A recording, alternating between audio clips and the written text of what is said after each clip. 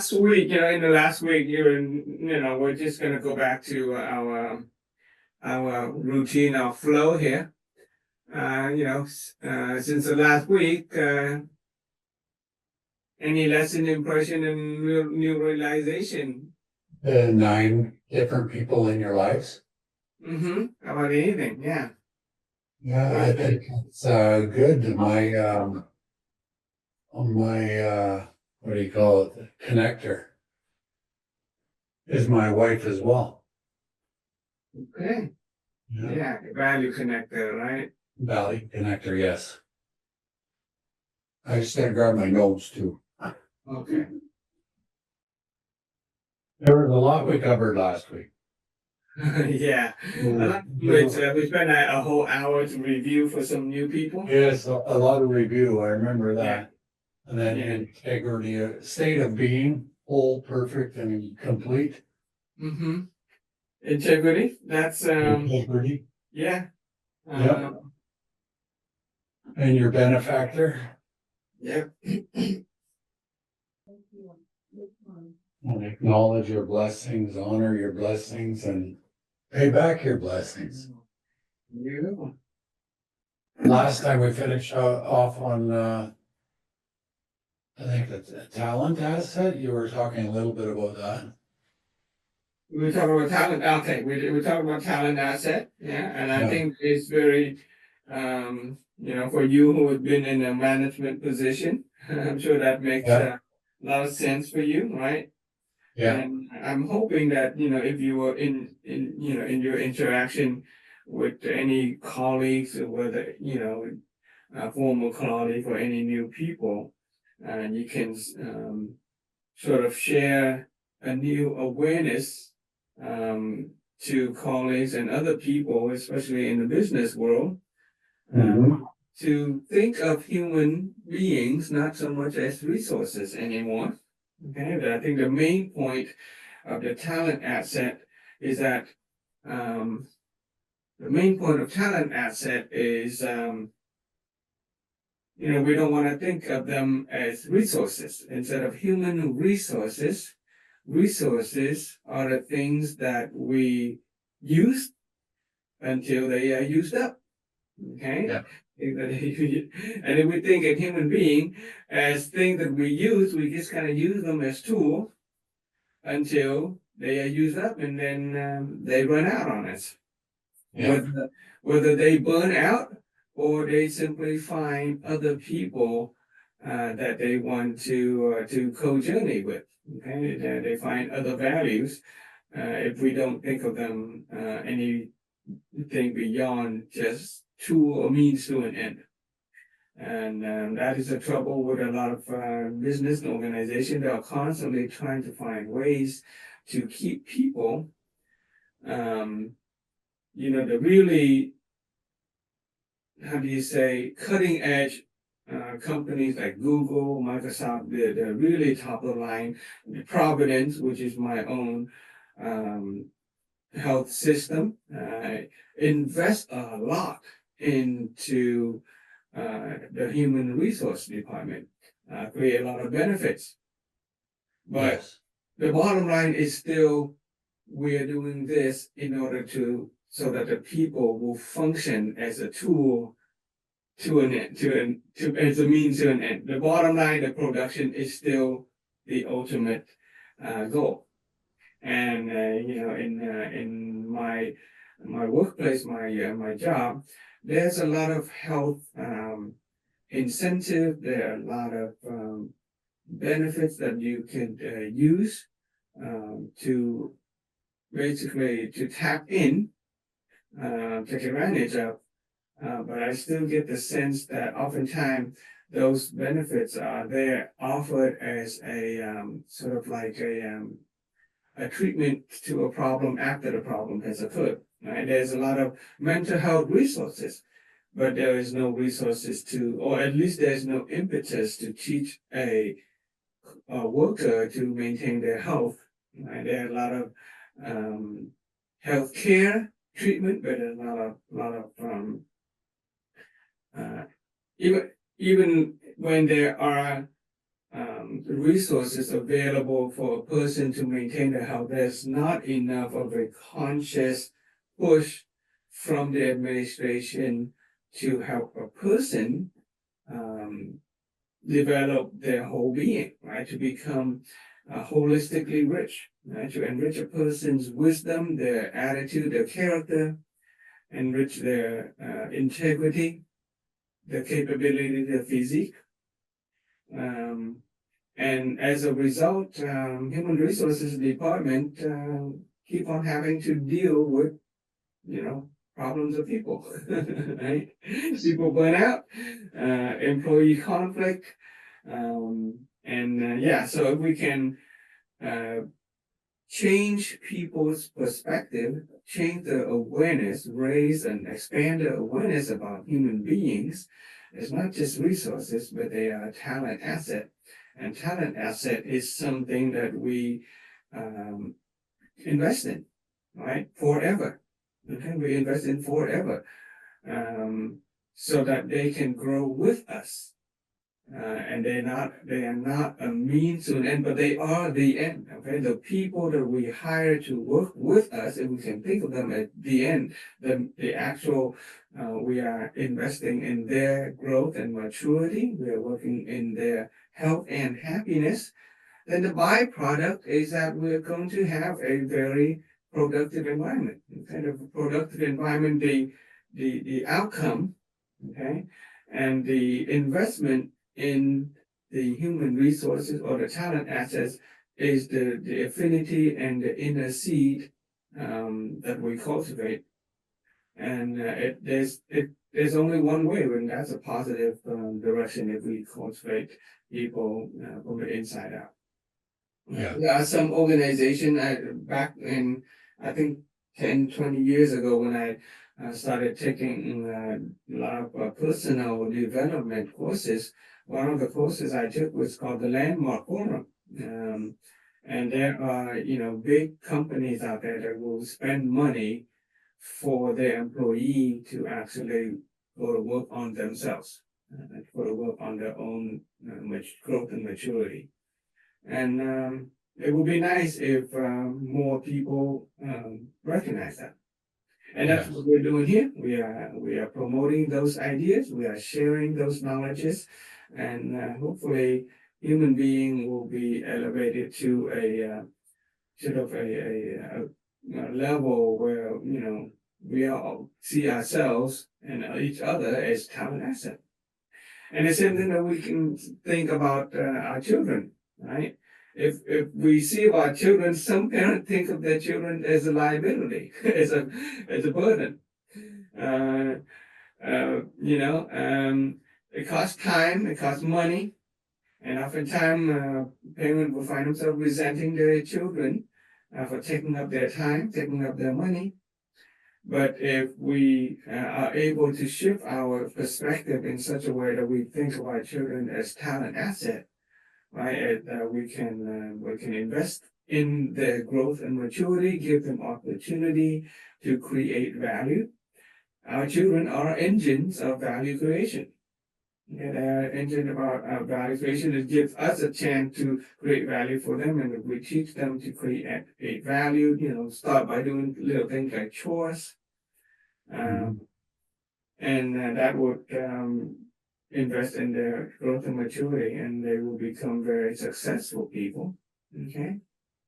Yeah. So, like before, for the sake of those who are not in the Zoom but reviewing it later, I will always like to generate the purpose of our sharing. Okay.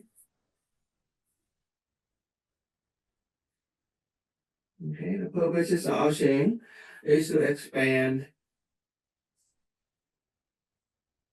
Okay. Our awareness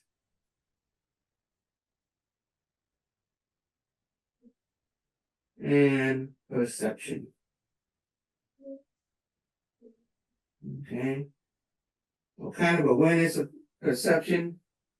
Awareness about ourselves, perception about people, about health, happiness. Okay. And what for, right? So that we can craft Okay, craft a life of health, happiness. Okay, yeah. Okay, and so we are on a journey with a roadmap. It is a 21 day layer by layer that we're going to peel back like an onion. We're going to peel back each layer. We begin with the core. We begin with planting the seed. First 10 sessions or so, we talked about just principles and natural laws, universal principles and natural laws. We talk about what it means to be a person of holistic health, a person of holistic wealth. Okay. We talked about lighting up the candle of our holistic health, beginning with wisdom. We went through 3 out of 5 levels of wisdom. We went through attitude. We are touching upon character. This is the discussion about our awareness about people is a transition to the next candle, which is the candle of character. But for now, it is still part of the energy of wisdom. Okay, the energy of wisdom, particularly the let's see if I still have those slides. Okay, the energy of wisdom. I think it's in here. Okay, it's in here. For the sake of those new people, I know there are some new people who may join us a little bit later or just view this lesson. Um, we began talking about the process of transformation. Okay, each of us is like a little person in the egg. We transform, we become a bigger, more mature person. In order to do that, we need to remove our limiting belief or self-limiting self-awareness. Okay, fear of failure, fear of criticism, lack of condition, lack of knowledge, lack of means, lack of future vision, those are the things that will hinder our growth. We talked about um, obeying universal principles and natural laws. Okay, we want to get where we come. We have all have a destination of where we want to go, our dreams, our aspiration. If we go against the current, we basically pay the price of pain and suffering. Okay, waste of time, waste of money. Or we can identify the kind of universal principles and natural law that flows naturally and we just ride along, then we're going to get there very, very quickly. Right? We're going to achieve happiness, we achieve financial freedom, we achieve great health in a short amount of time and not have to pay the price of pain and suffering. Right?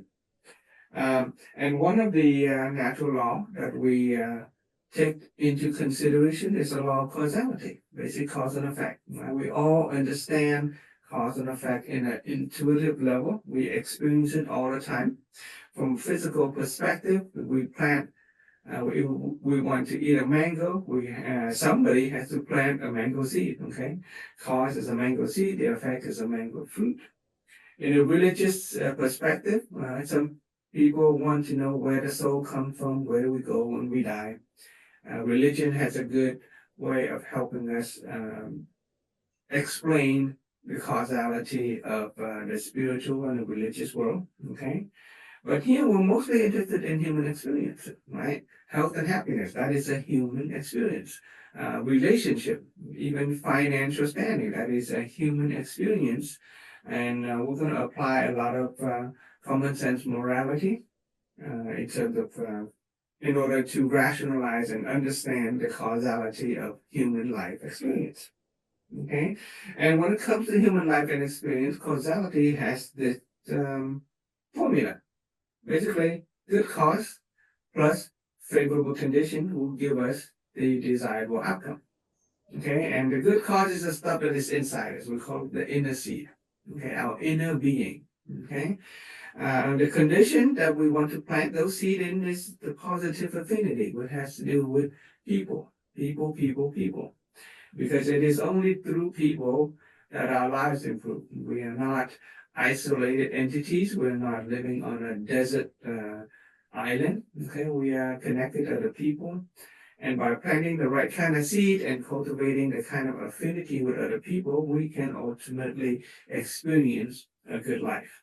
Okay, so inner awareness is a seed within us. We spent 10 sessions or so talking about awareness.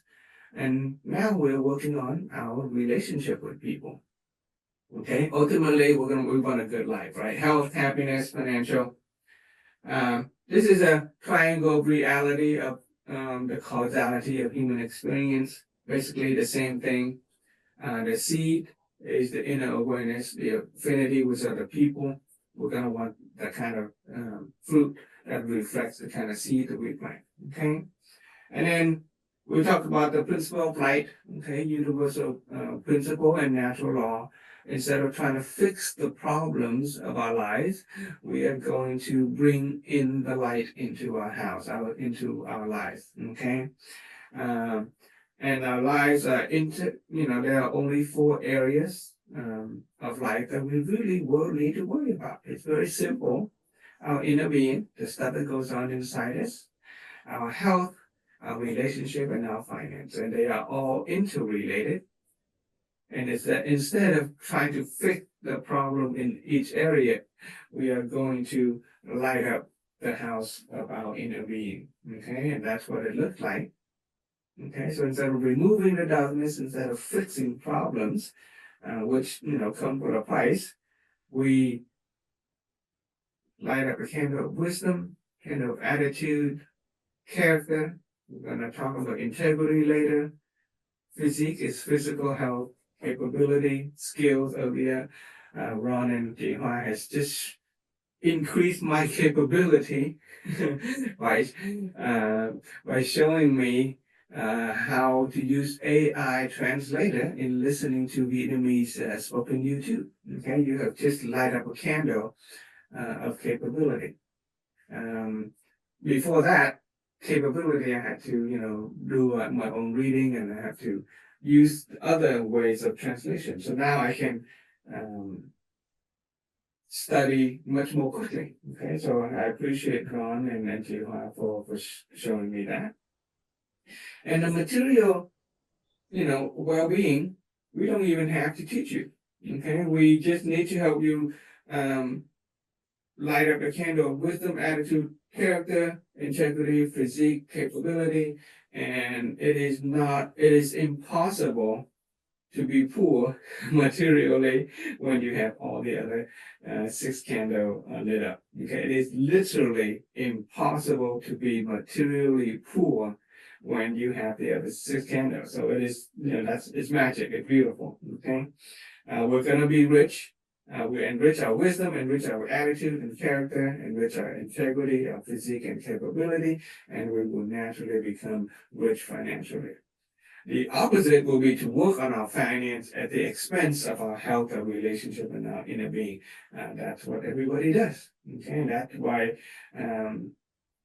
the world today, half of marriages in America end in divorce. That's why a quarter of Americans are either on some kind of antidepressant or mental health medication. That's not including physical health. Okay, so that's the price that we pay if we are not working from the bottom up, if we don't plant the right kind of seed. Okay, the right kind of seed is the inner being beginning with wisdom. Okay, so those of you who are watching the recording, this one, I recommend you go back and view some of the previous one. Okay, that's called a principle of light. We light up our world from the inside out. Okay, and so right now we are talking about the affinity part, the relationship with other people. Right, it is this pillar on the right side that keeps up our house. Okay, the relationship. And let's see. Oh yeah, part of the relationship is that we are also learning the energy of wisdom called honoring gratitude. And honoring gratitude is a energy that has been proven by scientists to have very, very high um, healing capability. Okay, high vibrating frequency. Hello, Andre. Thank you for joining us. I'm grateful that you're taking your time. We're just doing a little bit of just review, catching up. Okay. Um, yeah, honor and gratitude has been proven by science to be a very powerful emotional, spiritual energy that has a very powerful healing capability. And if we know how to maintain that high energy of honoring gratitude, then we can really attract positivity into our lives. We can attract good people and good circumstances into our lives. Okay, and this is a reality triangle of honoring gratitude. Okay, from the information aspect, the root, the inner core seed of the honor and gratitude is the state of being touched and moved. Okay, if we can be touched and moved by people and things, okay, then we can manifest that physically by recognizing the significance of people and the usefulness of things. Okay, and in order to do that, we have to be able to remove the concept of taking for granted. Okay, it is taking for granted that blows out the candle of honoring gratitude. And after, right here, this is honoring gratitude. Okay, if we take for granted, taking for granted will blow out the candle of honoring gratitude. And after a while, when we stop honoring people, after a while, when we stop being grateful for the things that we have, we will pretty soon start to resent people and resent and blame them. And that is a very negative energy. Anybody who lives in resentment, they can feel it. Okay, they're angry. They attract negativity, and we can see that. And so, in order to prevent us from losing the energy of honor and gratitude, what we need to do is we need to go back to make sure that we're feeling touched and moved by people and things. Okay? And so, Andre, do you have anything to share? Any questions since last week? I know you've done some studying on your own. I appreciate that. I'm grateful for your presence and honor by your participation. Did Well, you hey want there, to? thank you. Yeah, we I just got usually. home, so I need to just get a little settled before Okay. I Get a just lesson. jump on it No to problem. listen No in, problem. but yeah, nothing to share right now Okay. specifically, but I'm enjoying the materials. You know, I'm Okay. a few videos in, and yeah, really happy to be part of it. Well, you mentioned you view some of the previous videos. Yeah, I started, after joining last week's meeting, then I Mhm. did the video, the the one that was the one before, the one I was part of, Okay. and then I realized I want to start from the beginning, so I went Good to idea. see season 2, episode 1, 2, and 3 so far. So Well, did you get to the part where we talk about the principle of mental activation? no, I don't Okay, think that's so. fine. But I can just briefly share it with you. There is a principle that help us learn and grow and Uh-huh. retain information, and it's very simple. Whatever lesson that we learn, we think about Sorry, it. can I borrow Ron to have dinner for 15 minutes and we'll be No back? problem. Go ahead. Okay, I can take this TV time with the to background. interact with Yeah. Andre. That's Sure, fine. sure. Our whole family will hear you. Thank you. Yeah. Okay. Okay. So Is a small group today, huh, so far? yeah. It's a small group today. So Okay. um yeah. So whenever we learn any new material and we want to have the material sink in, and we want to internalize it so that it become, part of our being, become real. We go through this process of identifying it. Okay, we recall the lesson. Lesson is basically what's new. Okay, what did I learn today? What's new? What was presented to me? What's new? And then you go through and you kind of, look for what of those information that is impressionable. Okay, what Yeah. you're really impressed with. Today, he talked about 10 different things, but there's one thing that I'm really impressed with, and the impression is if we can use it in real life, that if you can, make it applicable, then that becomes very real, very,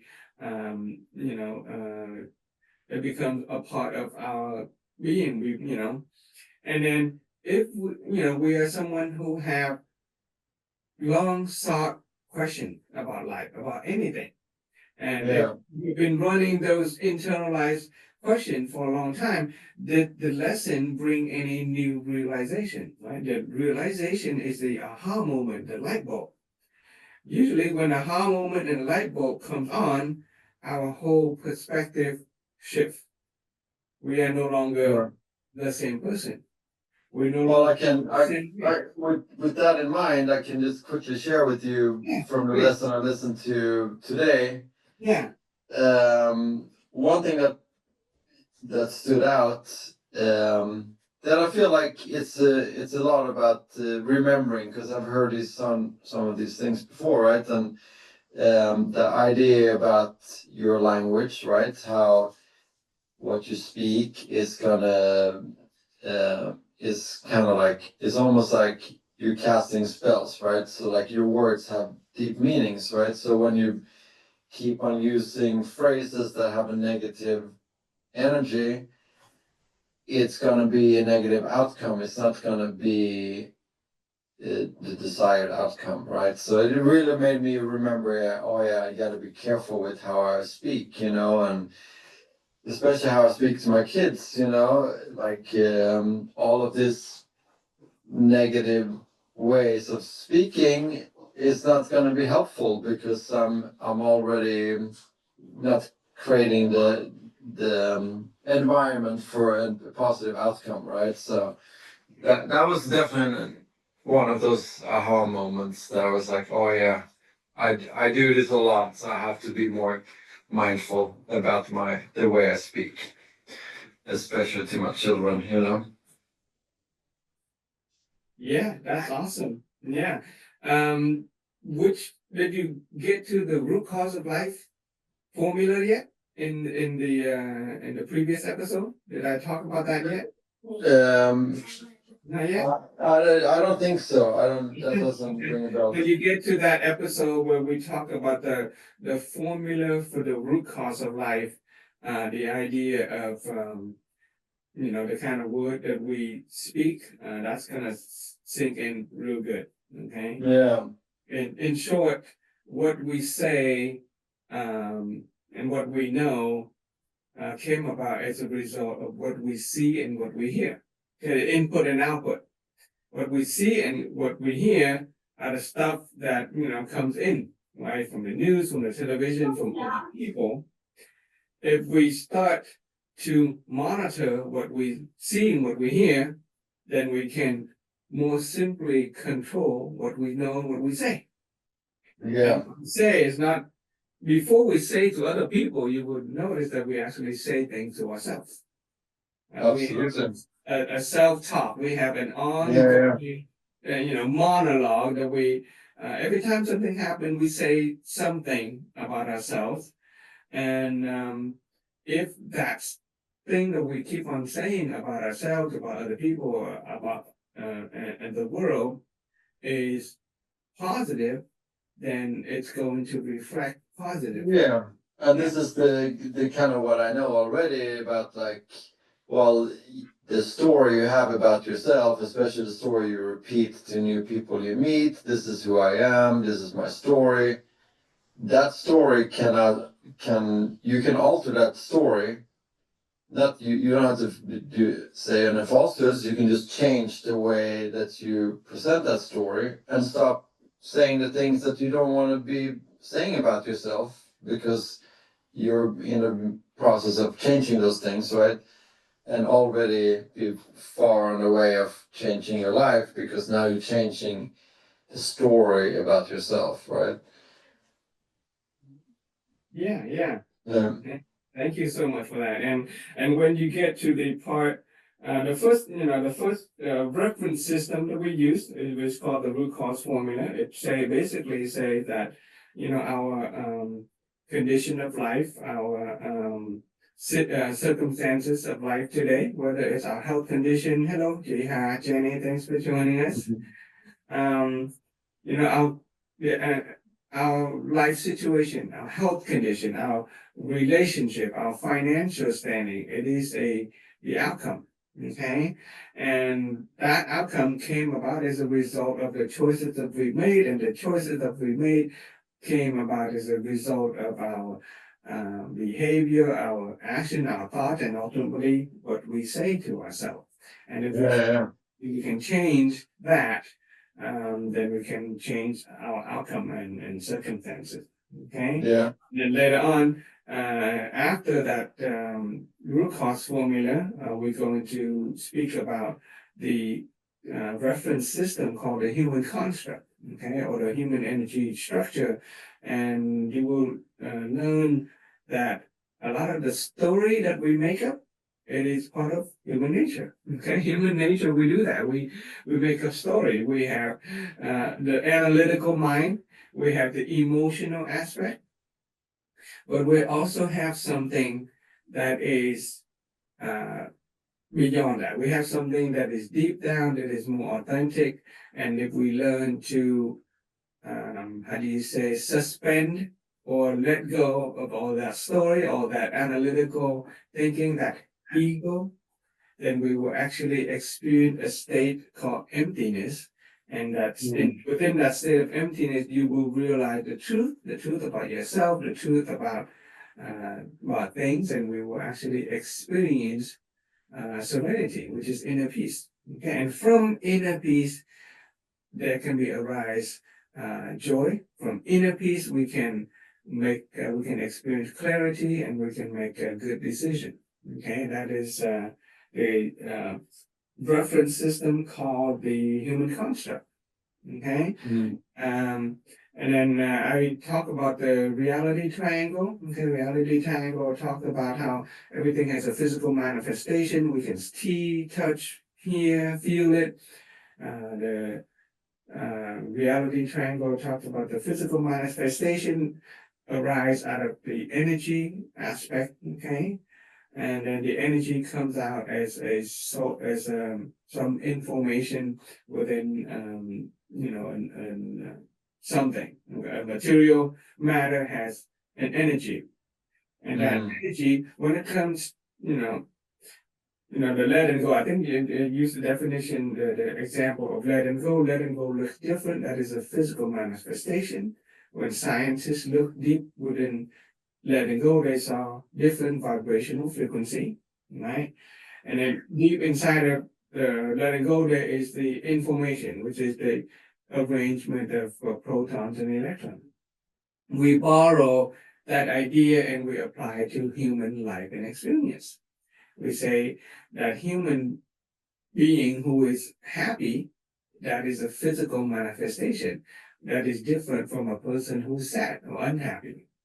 Right? And we ask, okay, what kind of energy is inside the kind of person who's happy versus the kind of person who's unhappy? And then we ask, what kind of information that is inside a person who is happy that give rise to the energy of a happy person, that give rise to a person who physically and materially happy, right? So the information inside a human being, which we call the source concept, the information inside a human being is our everything that we know, everything that we believe, and everything that we understand.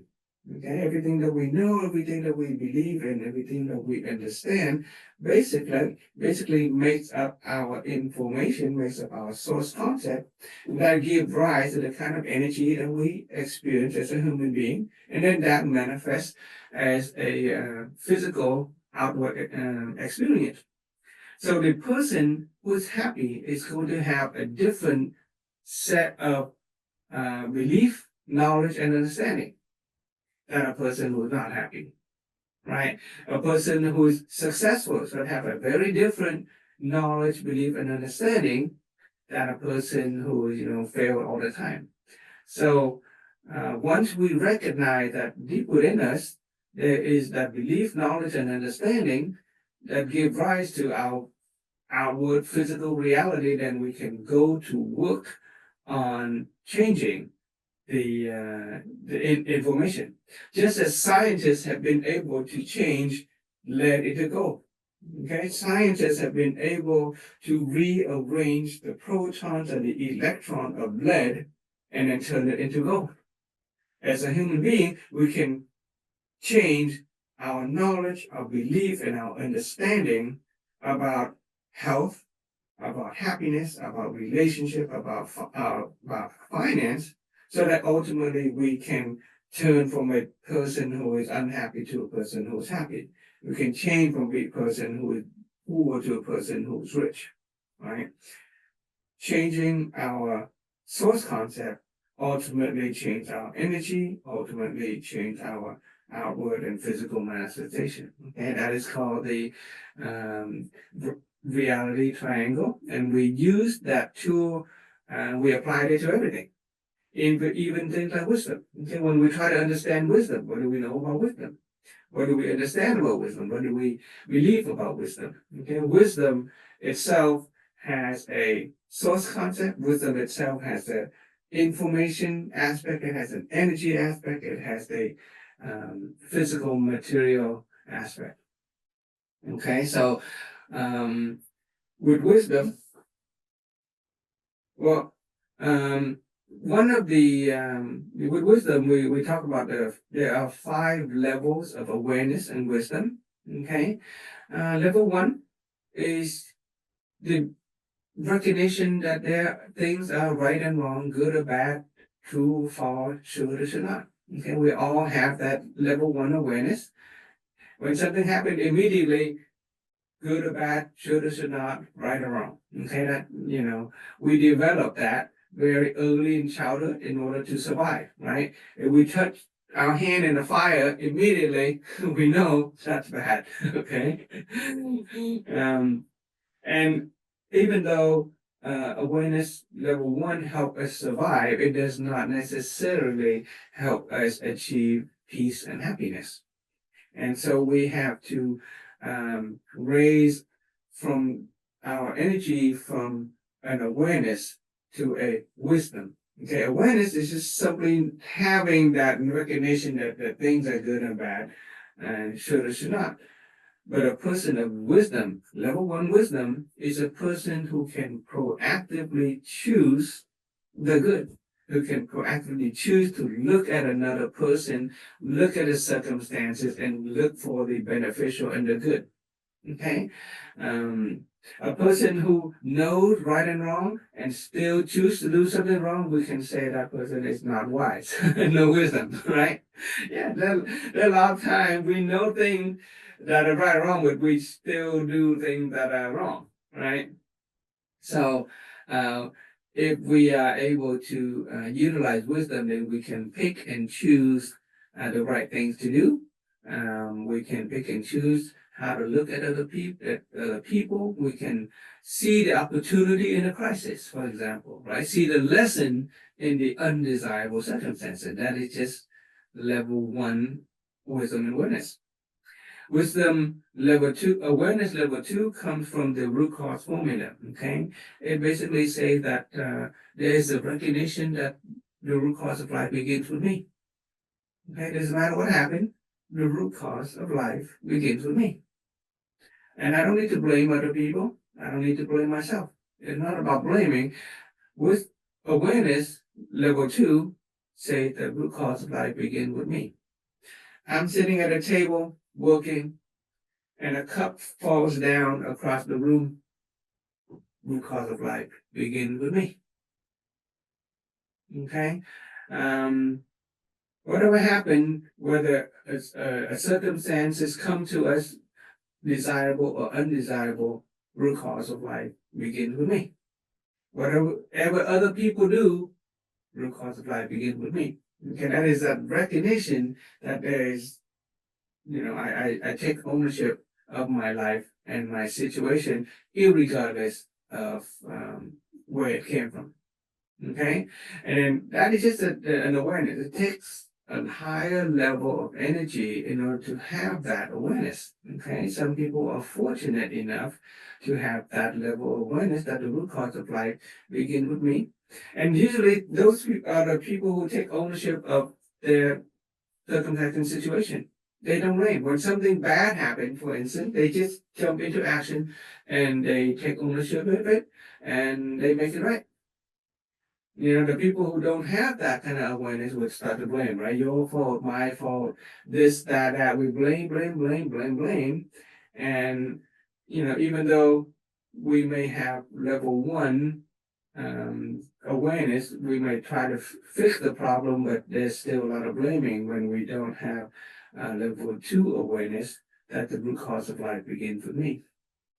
Okay? And then we raise our energy level to a level of wisdom. Awareness level 2 is root cause of life begin with me. Wisdom level 2 is where the mental images come in, where the hearing and the seeing, where the saying, the speaking, and the knowing come in. Okay, person of wisdom level 2 is a person who create.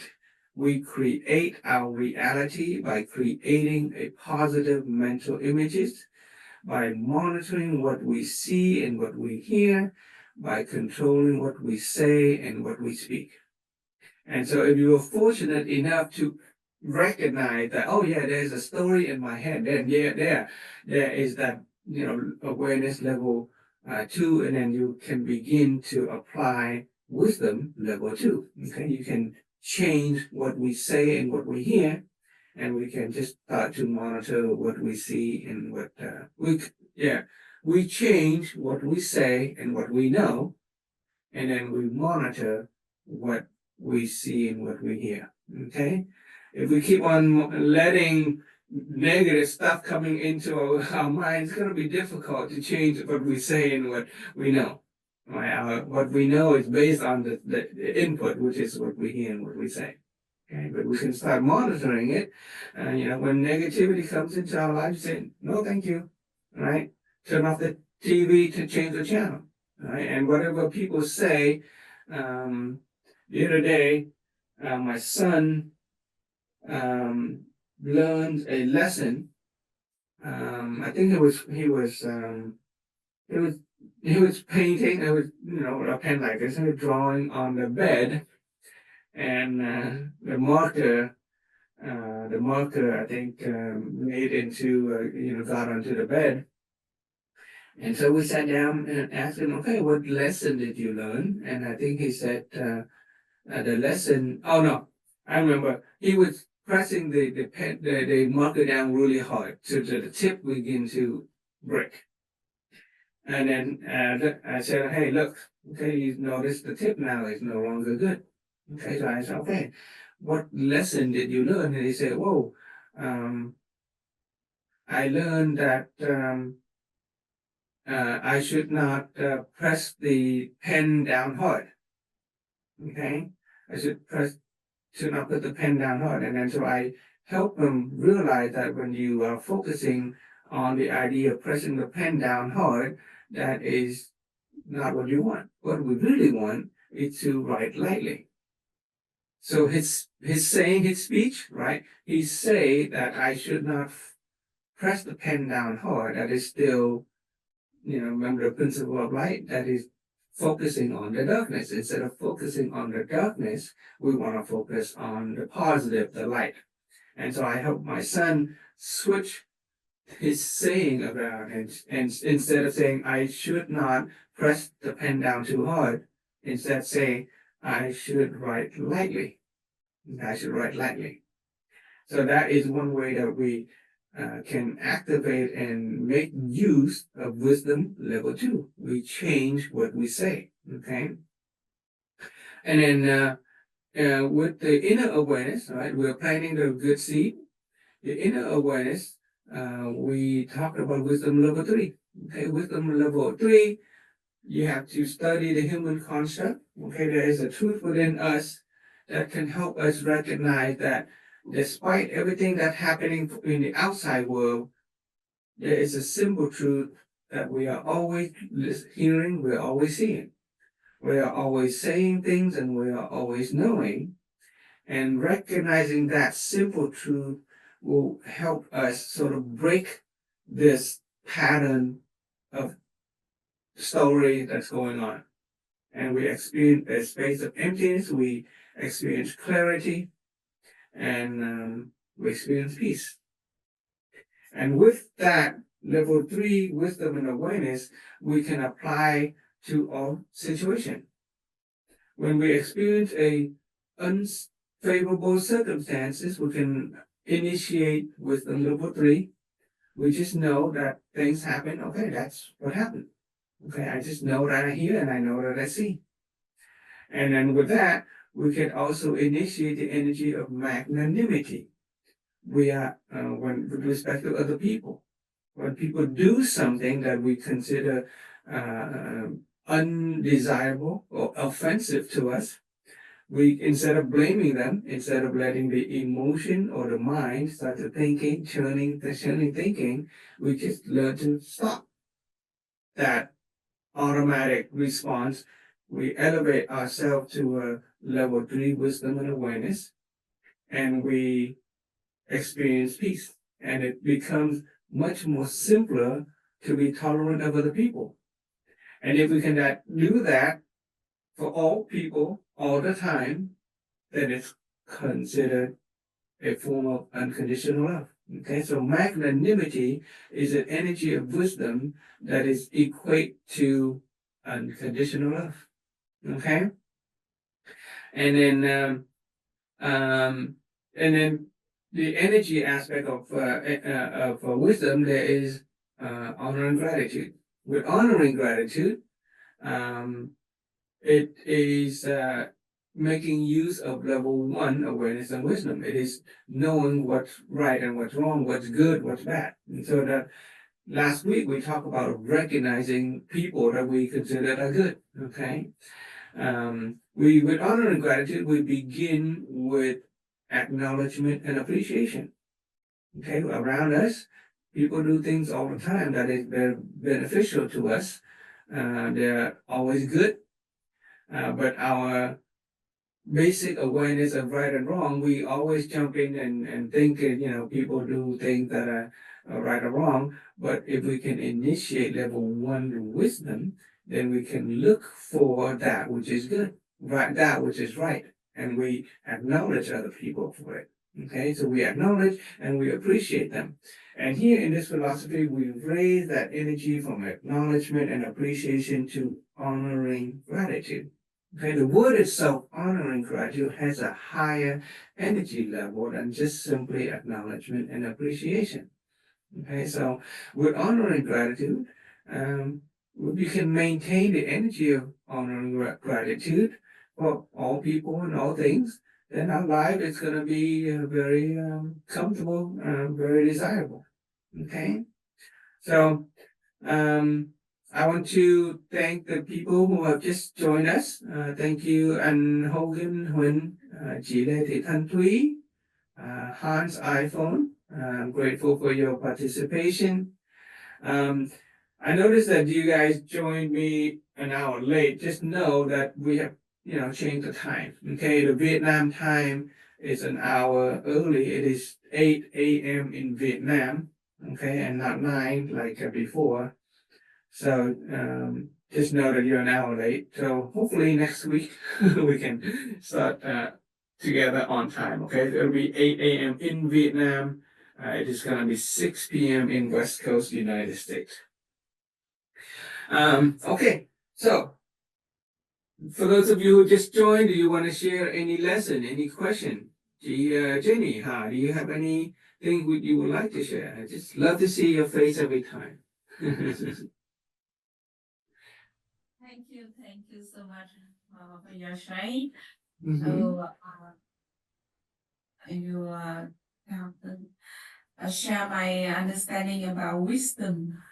Three levels. I just try to listen and understand. The first about level one. Can you hear my voice clearly? It's great, thank you. Yeah. Yeah. Level one. Wisdom is the basic level.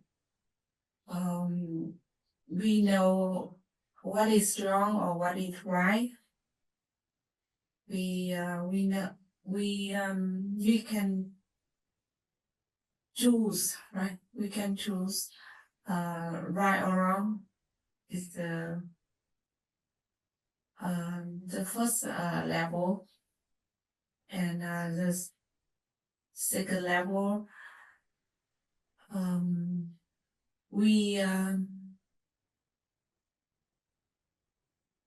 We we don't blame what is wrong or don't blame about problems because we understand everything happened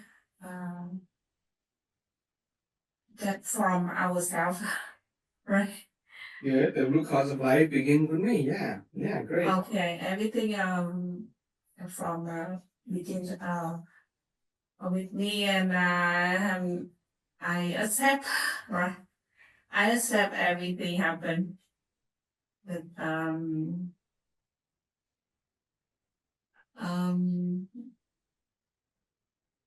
okay, so the level two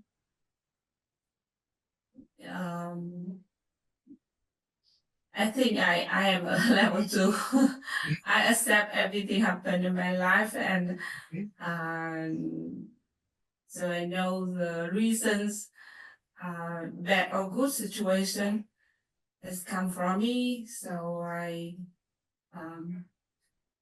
choose positive things, right? Positive things, positive side to keep my mind going. And level three left.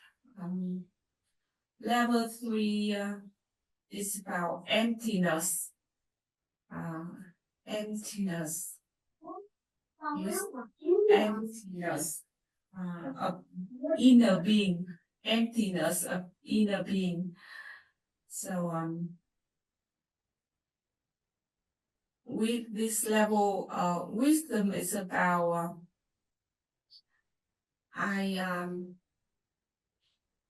if anyone read that level three about wisdom in a being, we may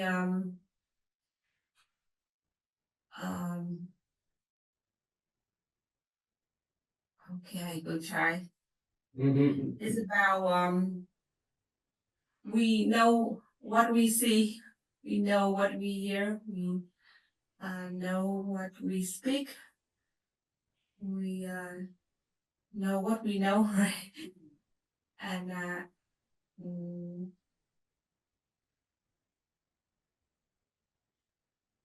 and we had no gesture for everything happen. We okay. So Mr. Fur, let's share more anything. Well, the wisdom level three is not about we know what we hear, what we see, what we say, and what we know. Wisdom level three is about emptiness of being. It is about being detached, detached to the emotion and detached from the emotion and detached from the analytical mind. Okay, when we are detached, not attached. Okay, when we are not attached to the emotion, where we are not attached to the thinking mind, then we can experience emptiness. And from that emptiness, we experience peace called serenity. Knowing that we hear and what we see, knowing that we say and we know, those are just the tool to help us experience that emptiness. Okay? So if we're constantly thinking, we're constantly feeling, then just notice, okay, I'm hearing, notice that I see. Notice I have this thinking, and I just kind of notice it. Okay? The noticing or the knowing that I hear, that I say, that is just a technique, a little tool that we use so that we can experience a state of emptiness. Okay? And when we experience a state of emptiness, then we can feel peace, we can experience clarity, we can make good decisions. Okay? It requires an energy called spiritual merit, or merit. You have to help other people expand their awareness and wisdom for us to experience wisdom level 3. I don't think I've actually experienced level 3. Okay, I understand it on a conceptual level, on an informational level, and I'm sharing it back with other people in the hope that I would accumulate enough energy so that at some point, I will be able to experience wisdom level 3. Okay, but even if we don't experience, even if we don't experience, we have this tool that when unfavorable or undesirable circumstances happen, then we can stop the thinking and the emotion by going back to I notice, I hear, I notice, I see. That's it. It simplifies life's problem. Okay? If you can remove ourselves from the thinking mind and the feeling emotion, then life can be very simple. Okay, you can kind of get that. I think about the story, the pen, Okay, the dog, or that's level 2. Okay, that part of it, part of it, that is a story in the root cause formula. And by recognizing that the pen and the dog, it's empty of meaning, and the meaning comes from inside here, not there. Okay, from inside us. Is this a pen? If this is a pen, that pen comes from us recognizing it's a pen. We have a preconceived notion of that as a pen. A dog would have a different preconception of that. And when we realize that all things are essentially empty, that we too are essentially empty, then it opens up a choice for us to choose how a situation can be, how that pen can be, how we can be as a human being. And so that's part of level 3 is recognize that all things are essentially empty, and we ourselves are also empty. Whatever our identity, who we are, right? If we are already someone, then we cannot be anybody else. But if we recognize that we are essentially no one, then we can potentially become anyone. It is much more simple to create and invent a new identity than to try and change an old one. Okay, this is a Zen, is a meditative, this philosophy comes out of a Zen meditative tradition. Okay. Okay. Anybody else want to say anything before we jump on? Thank you. Today's Mr. sharing. Hung. Yeah, I appreciate your sharing. Okay. I have not heard from Mr. Hogan Huynh for a while. Would you can I say anything? Hello, my name is Hoàng Huấn, and I came back from Vietnam for 6 months of the business program, Wow. Okay. and yeah, I was learning about this philosophy, and it changed my life a lot. So I just returned like right now like 2 months, and try to get back to the normal life. And I really want to share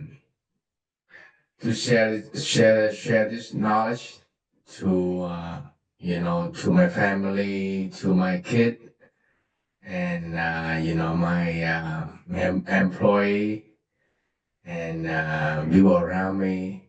So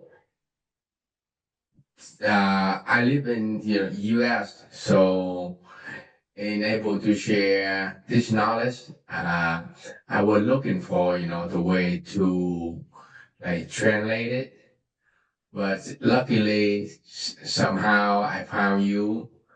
Thank you, Mr. Frank Boone, to sharing. I've been listening to your video on YouTube, and I just want to come to your live class, and be able to learn, and I'm really glad that you sharing this in English. Yeah, thank you.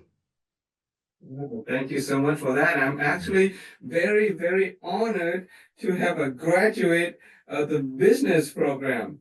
This is a live-in offline 6 month program, intensive program, right? Yes, yes, Basically, you're cut off from the rest of the world. yes. This is a 6 month whereby I like to use the example whereby coal is pressurized and turned into diamond. Under extreme pressure, just typical black coal will be pressurized and turned into diamond. Okay, the information inside the coal will be rearranged in such a way that it will manifest as a diamond. So we have a diamond in our Zoom today. I mean, Thank you. just tell a little bit more. What did you learn? What are some of the big things that you have to participate in your exercise? What are some of the stuff that It's you learn? for me, it's the life changing program. Mm-hmm. It's it changed a lot of the way I think, the way I look at things, the way how um I become a new person.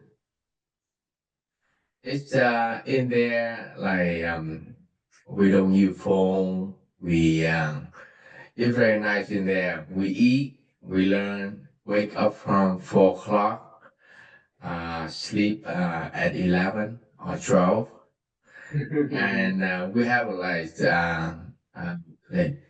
4 hours of sleep. We training every day, and we learning, training, and the environment is help us understand more about ourselves, people around us, and it's more about gratitude of everything around you, and it's the very I'm sometimes I'm still in there because in 6 months, but the time is like press. It feel like 6 years. Well, Yes, the value of time. There's an episode when we talk about the sense of time and the value of time. Okay, the sense of yes, time with the value of time.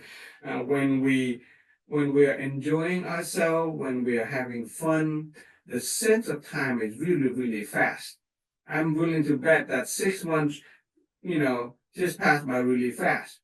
but the Mm. value Fast. you got out of it is 6 years worth of, close to Yes. maturity, right? Some First, people spend 60 years and they may not maturity as much as you have in 6 months. thank you.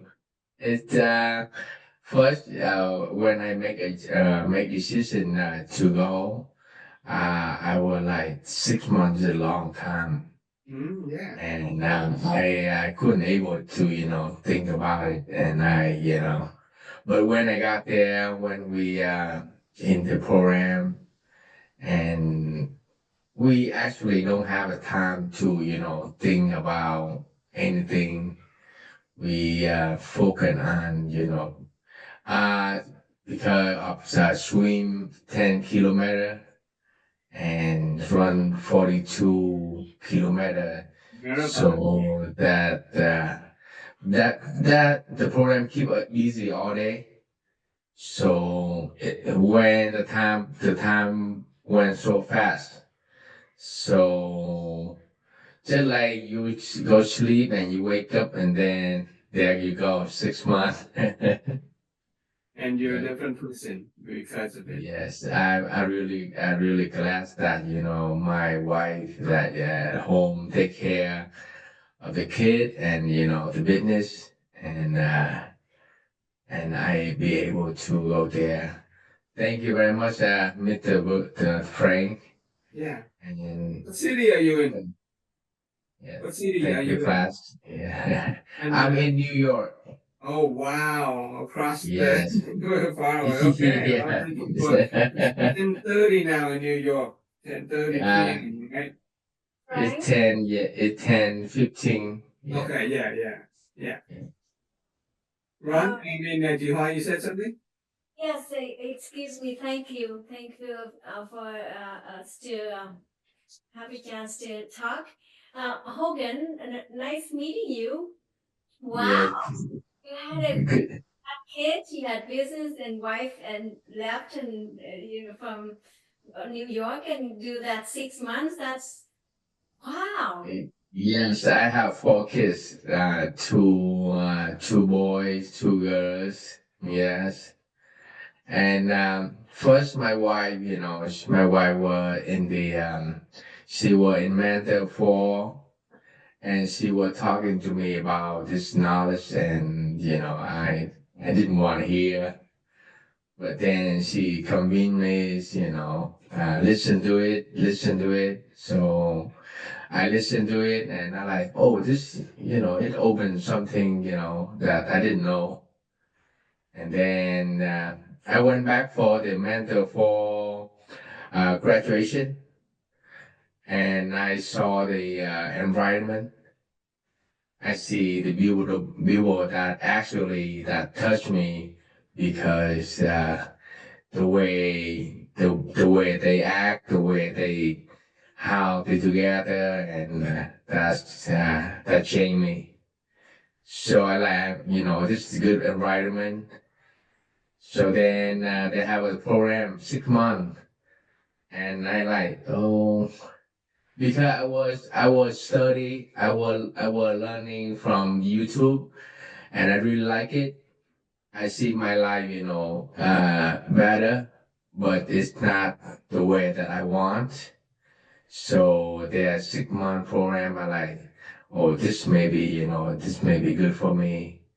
And then my wife support me to go, and I glad I did.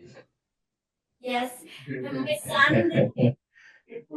10 kilometer, do you swim in the ocean or in the pool? Yeah. In the pool first, Yeah, and then they went the graduation. We swim in pool in in the the ocean, ocean. yeah. 10 Yes. kilometers in the ocean, running marathon, that's 42 kilometers, that's 26. That's the Yes. kind of requirement that an entrepreneur, okay, an ideal model entrepreneur of the future has to be. Okay, that is the way of the future. Um, physically you have to be, physically fit, and then your mind, your body have to be totally change so that you can affect a lot of people. How many employees do you have? Oh, Four? I do construction. Yes. Okay. Okay. Yeah. Okay. My son is going to go for that 6 months program. That's what. Really? All right. All Oh, right. That's Wow. cool. Wow. Oh. very Okay. inspiring. Thank you. He's going to turn 20 very soon. No responsibility of partner and stuff. Wow. Okay. Okay. Need Yeah. to go. It's good to go. Yeah, it's good. It's the one of the I one of the decision I make is the one of the best decision in my life, and it's it's it changed people. Well, It's business people it's are the, yeah. Yeah, yes. business people are the people who create a lot of value for other people. Okay, people who really change the world are the people who understand business, understand economic, understand flow of money and value in general. And so, happy to have learned from an organization that trains business people. I think the goal is 100,000 business, okay, 100,000 business that will Yes. change the world, okay. And those 100,000 businesses, as I said earlier, in the House of Holistic Health, right? If we just work on our wisdom, our attitude, our character, our integrity, our physique, right? 42 Ks and in the ocean. I mean running a marathon and swim 10 Ks in the ocean, and our capability, then it is impossible to stop money from coming into your life, right? When you have the other six wealth, the other six intangible wealth, then the tangible material has to come into your life. That's just a natural outcome. Um, the law of cause and effect, causality of the human life and experience. Okay. Thank you so much for that. That's very inspiring. Thank you. Yeah. Yeah. Thank Yeah. you. Thank you. Yeah. Okay. Okay. I see another new face. And Hans. They say, Han, would you like to say something? I am grateful for your participation today. Hello, teacher. Hi, teacher Frank. Hello, Jiahua, Ron, Hui, and everybody. Hello. Hello. Hey, so hi Hui. And thank you, and chị Hà, Jenny, and then Hogan sharing your stories. I just got back from a run, and I was doing my stretching. Okay. And wow, very inspiring. So it was your story. Finished the program because I was thinking about it as well. But actually doing the Mentor 6 program at the moment, and we finished in August. So like I don't, so I think the new business program starts before before the graduation of Mentor 6. So I'm gonna do two programs at the same time. Yeah. But yeah, so I used to live in Philadelphia, not too far from New York. Um, and most of my family live in New Jersey area, South Jersey, like Jerry Hill. And so I live in Hoi An now. I live in Hoi An, but so I came across with under less than a year ago, and I'm trying to share the lessons and the knowledge.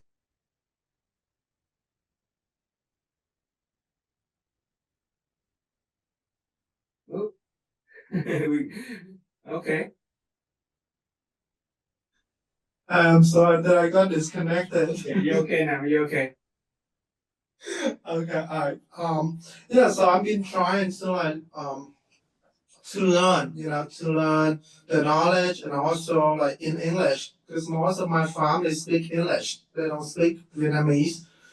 And like I understand, Vietnamese, but like I can't like I'm not able to like translate the knowledge into English and share it to my family members. So I was like looking around to see if anybody's teaching the knowledge in English.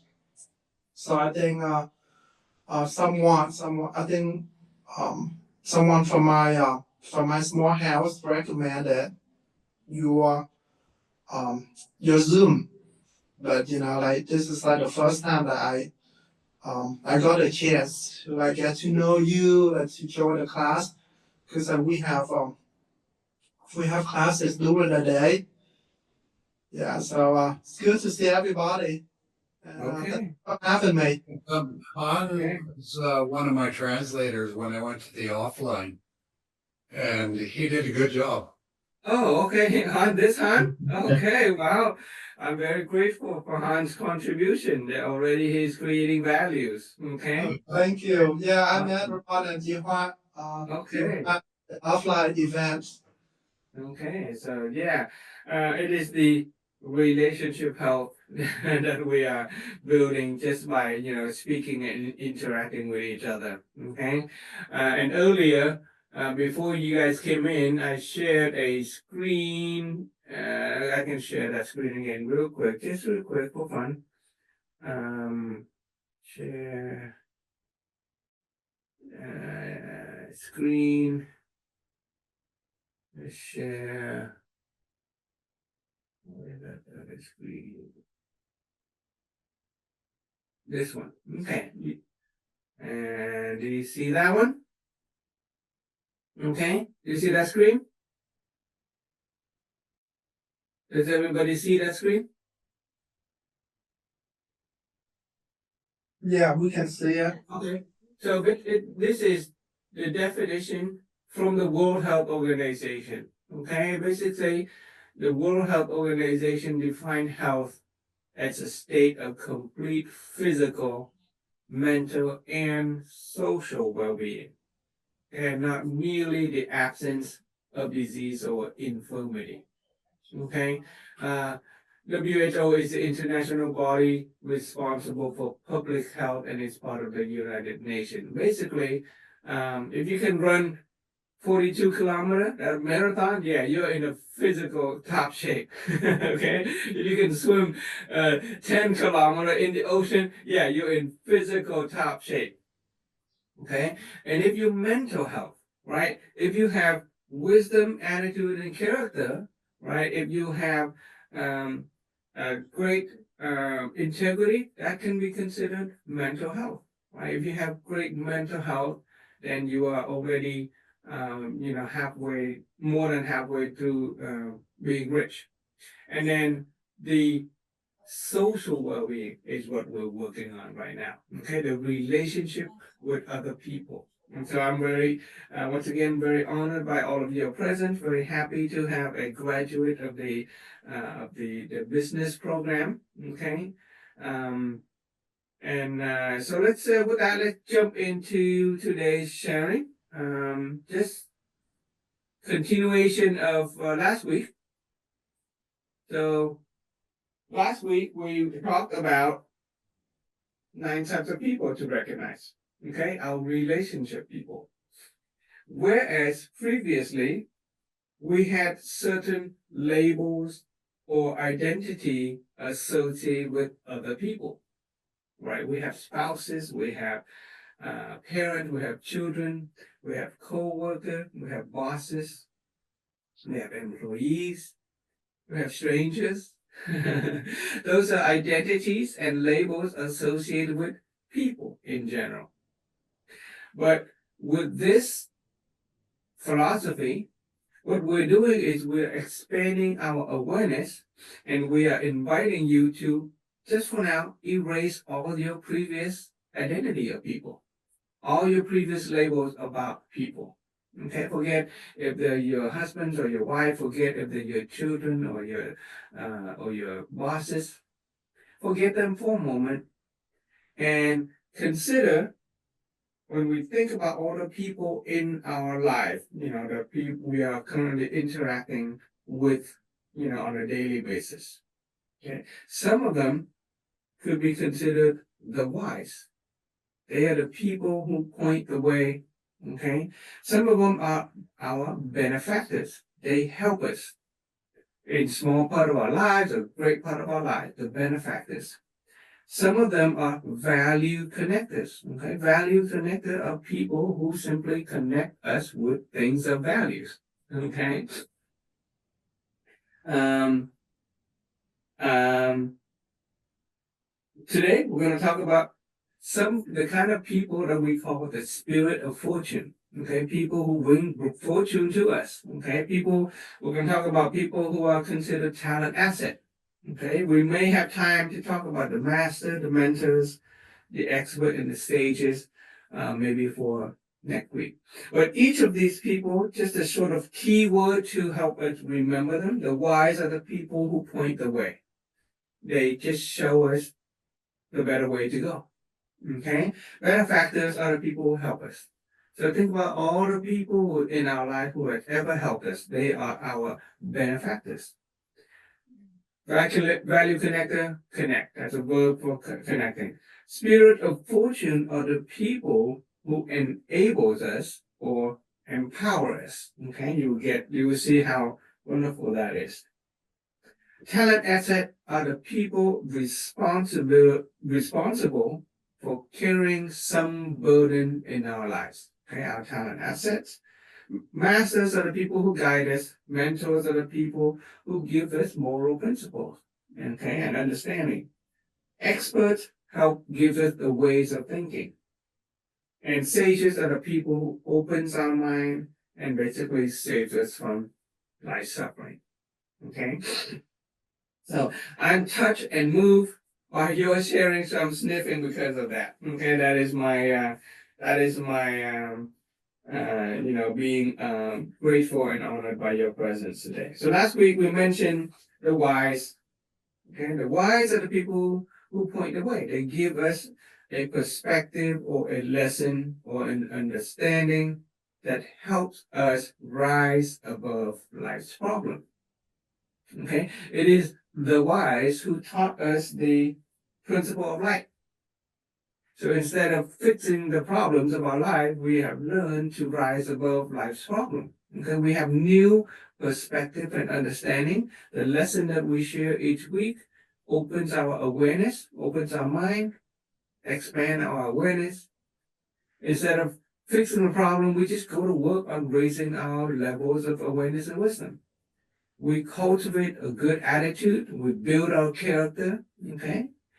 And the way to to treat the wise is to acknowledge them. Okay. Acknowledge their blessing in terms of their knowledge. Acknowledge their knowledge. Honor the knowledge that they've given us. And then we pay it forward.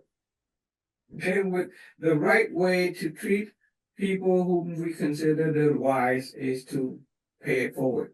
Okay, basically teach other people. Okay, share the knowledge. Okay, with Mr. Hogan having employees in his construction business, okay, he can share the knowledge of what it means to be a successful entrepreneur who is totally well-rounded, right? Who has 7 holistic riches in their lives.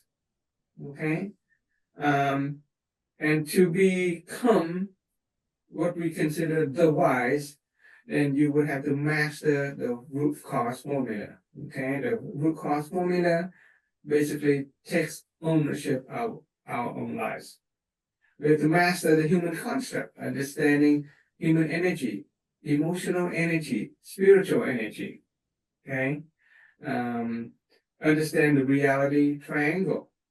Right, all things comes from information, especially when it comes to the human experience, the information or the source concept within us is that which we understand, what we believe, and what we know. Okay, that's how we deal with the wise. Okay, and then we talk about the benefactor, right? Benefactors are people who help us, right? Could be our parents, could be our spouse, could be even our children. Okay, anybody, a friend, anybody who help us, we can consider them benefactor.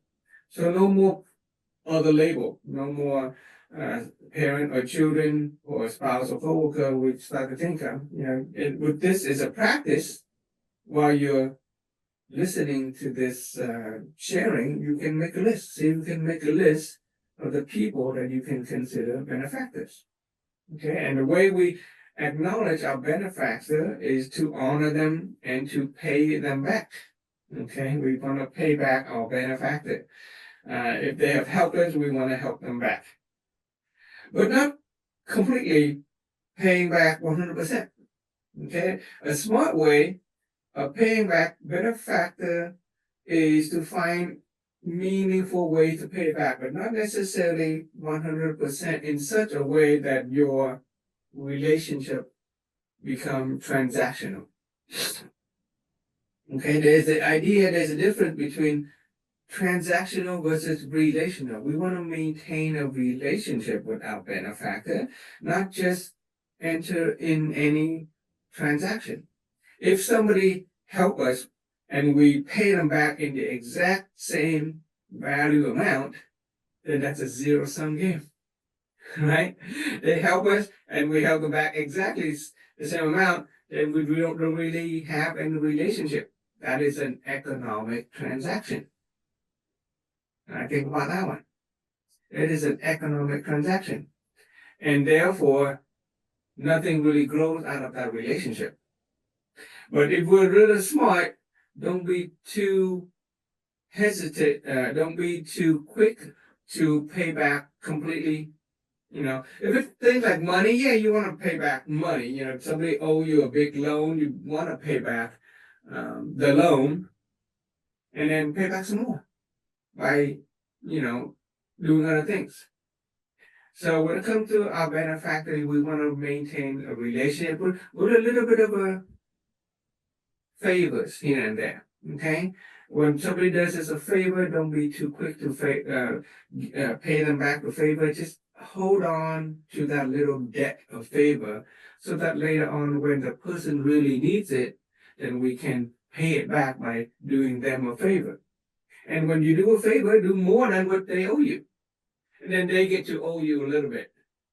And then we have this little bit of that ties that bind, that we call the ties that bind, okay? So that's a smart way of maintaining relationship with benefactor.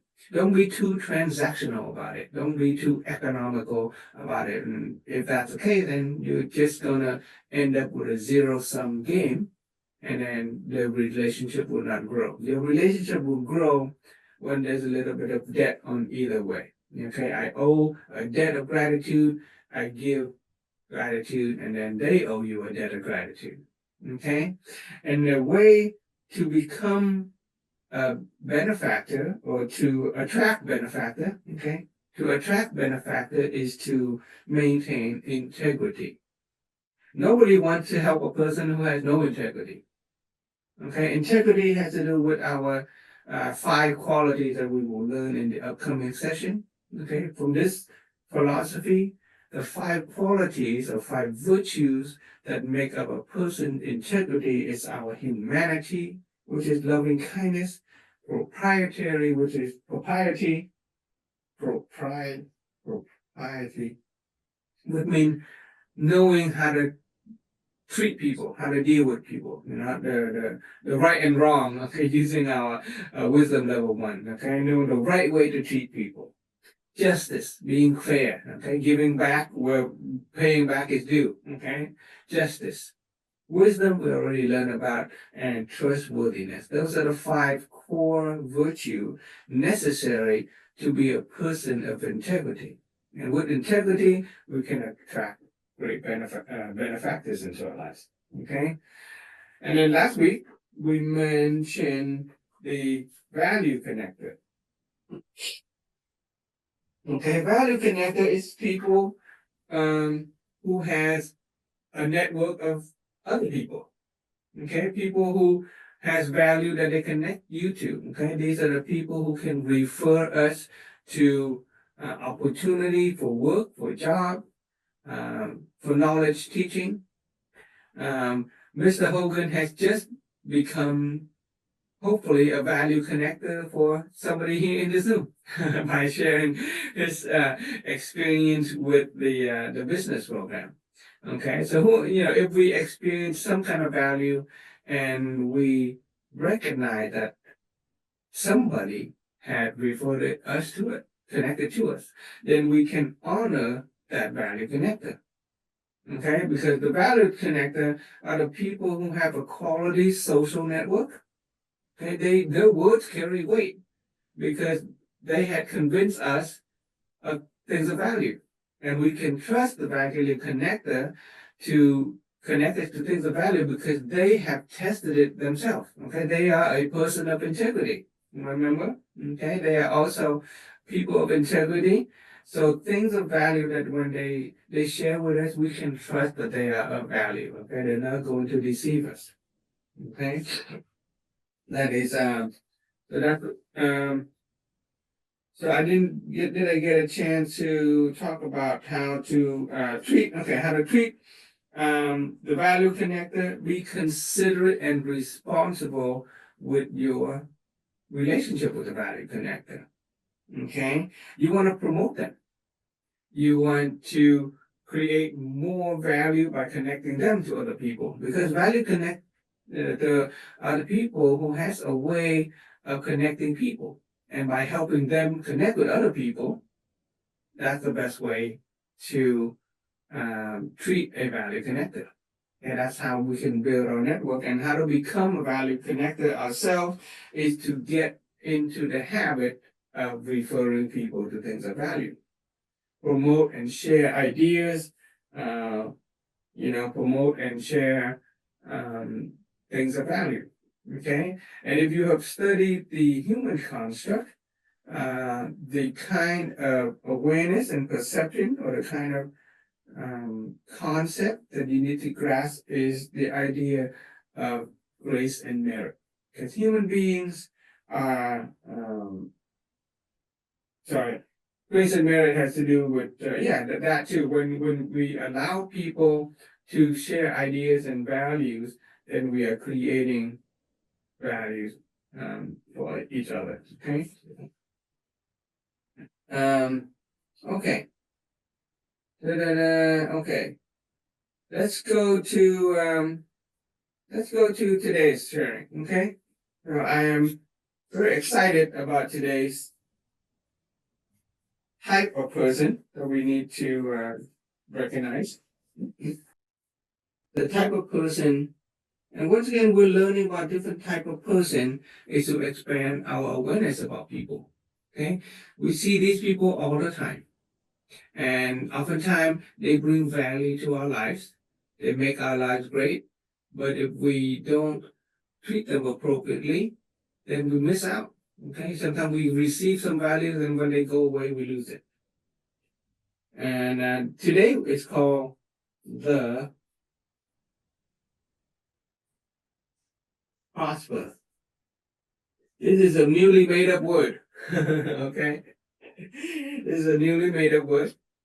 But it comes from the verb to prosper. To prosper means to grow in richness, right? To get more things out of life, to prosper in material, to become richer physically, to prosper in health, okay, to prosper in relationship. The person who is the prosper, I like to use also known as the spirit of fortune. Okay, so drawing from Vietnamese tradition, traditionally, Vietnamese people can be spiritual people. They believe that in the past, long past, when they want to become successful, they would pray to the god of fortune. Right? When they start a business, they would pray to the god of business. When they they go into a marriage and they want a successful relationship, they would pray to spirits and gods. Okay, higher power beings who would somehow bless them and give them good fortune in that area of life. Could be financial, could be relationship, could be health. It turns out that irregardless of whether you believe in higher power or not, there are human beings in our lives that act as spirits of fortune. There are human beings whose presence, okay, this is how we recognize the prosper. There are human beings, just normal human beings, whose presence somehow multiply the things that we desire. Okay, that is the definition. The prosper is a person whose presence multiplies the things that we desire. Okay? So when this person is present in our life, whatever we want, we get more. Okay? Whatever we want, we get more. The prosper is different from the benefactor. They may or may not directly do anything to help you. Okay? The prosper may or may not do anything to help us directly. Okay? They may not put any effort out. Sometimes the prosper or the spirit of fortune may need our help. We may have to help that person. But somehow their presence in our lives multiply what we desire. Okay? Why? Because the prosper is a human being that somehow carries a positive energy of attraction. They attract good things into their lives. And there are different aspects of life. There could be the prosper or the spirit of fortune with respect to health. When a certain person in our life, our health gets better. When a certain person is in our life, our relationship expand. Okay, our finance gets better. Okay, so the prosper is a mysterious person. Okay, we don't recognize it in the past. Okay, but now that we are putting name to it, we can start taking a look at the people in our lives. Okay, you can, as a practice, you can write down, okay, who in my life at this moment or in the recent past have caused the thing that I desire to multiply. Okay, here's an example. Before my son was born, I was almost homeless. I was jobless. Okay, I had virtually no relationship. After my son was born, I had a full-time job. I had a house. Obviously I got married to his mother first. But after my son is born, my health started to get better. My son did not teach me how to improve my health. My son did not give me to invest money. He did not give me a job. But somehow, when my son was born, and after he entered into my life, my financial standing went up, my physical health went up, and my relationship also improved. Therefore, my son is a spirit of fortune. He is the prosper. Okay, so you can say, okay, when my son was born, I was, I basically started taking my life seriously. Right before, I didn't really care about myself. I didn't take care of my health. I didn't really care about money. I had no need for money. When when my son came in, I started becoming more serious, right? Taking taking responsibility to be a father. Right? So when my son came into my life, I had to grow and mature. And as a result of my son being in my life, I had a job, I have a full-time job, I have a house, we're working on investment.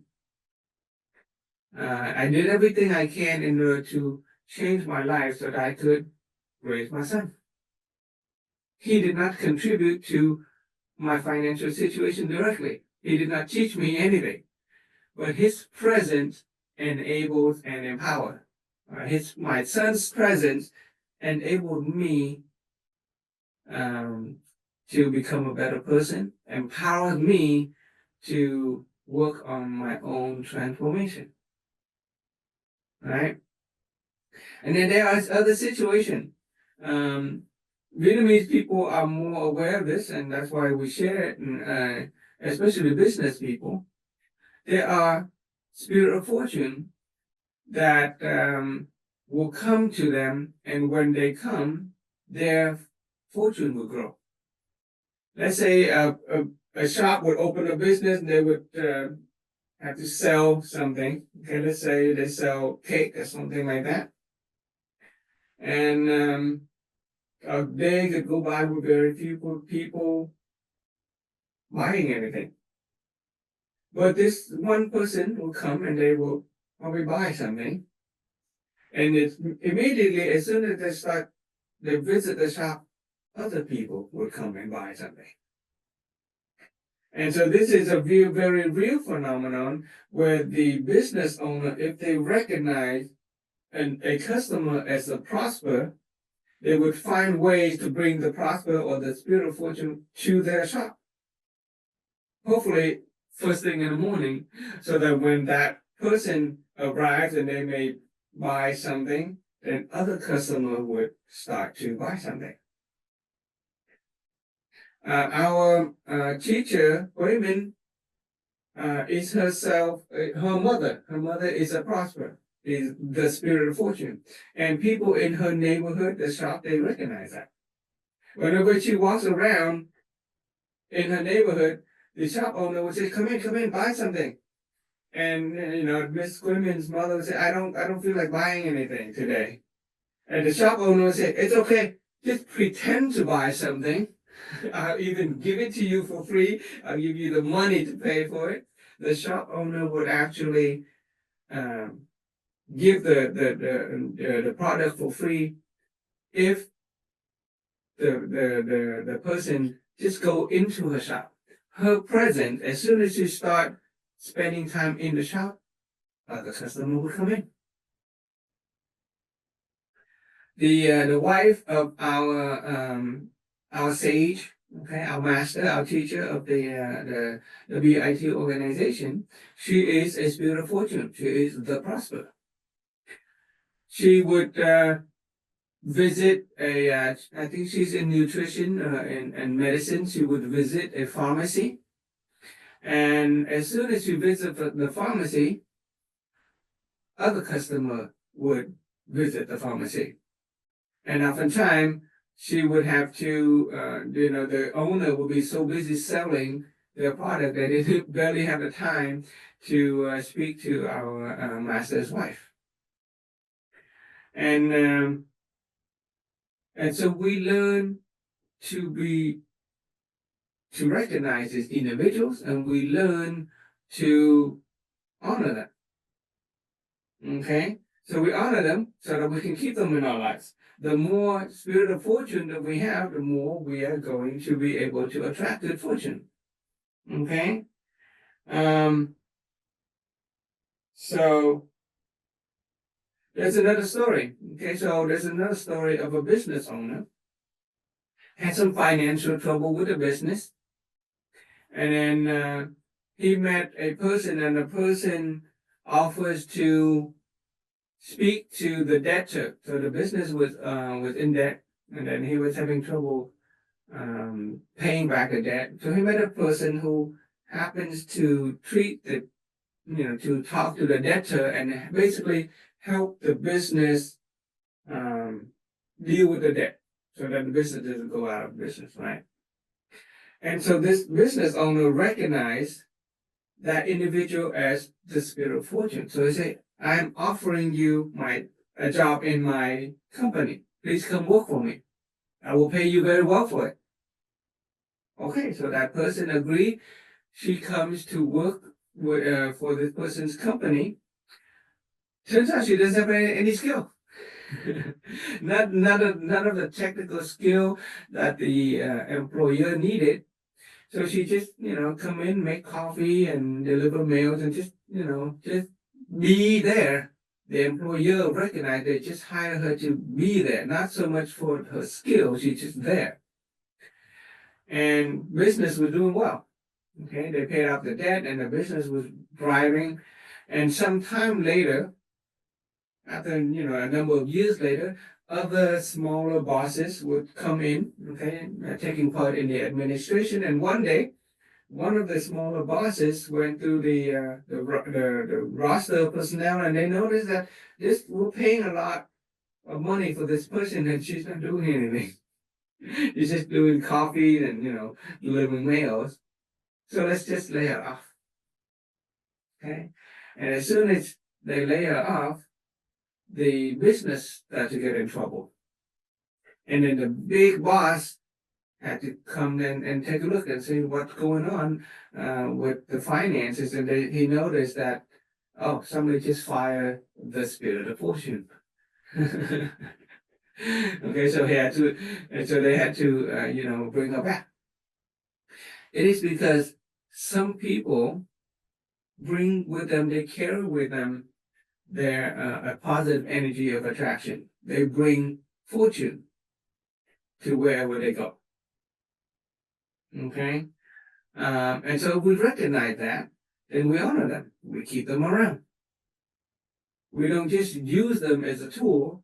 These people, their purpose is not to contribute the kind of direct value that we are trying to create in terms of, the technical knowledge. These people are energetic beings, but they're just human beings.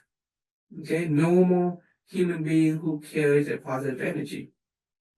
Okay, and in order to recognize this, we're gonna need to understand this reference system called the human construct. Okay, especially the part about grace and merit.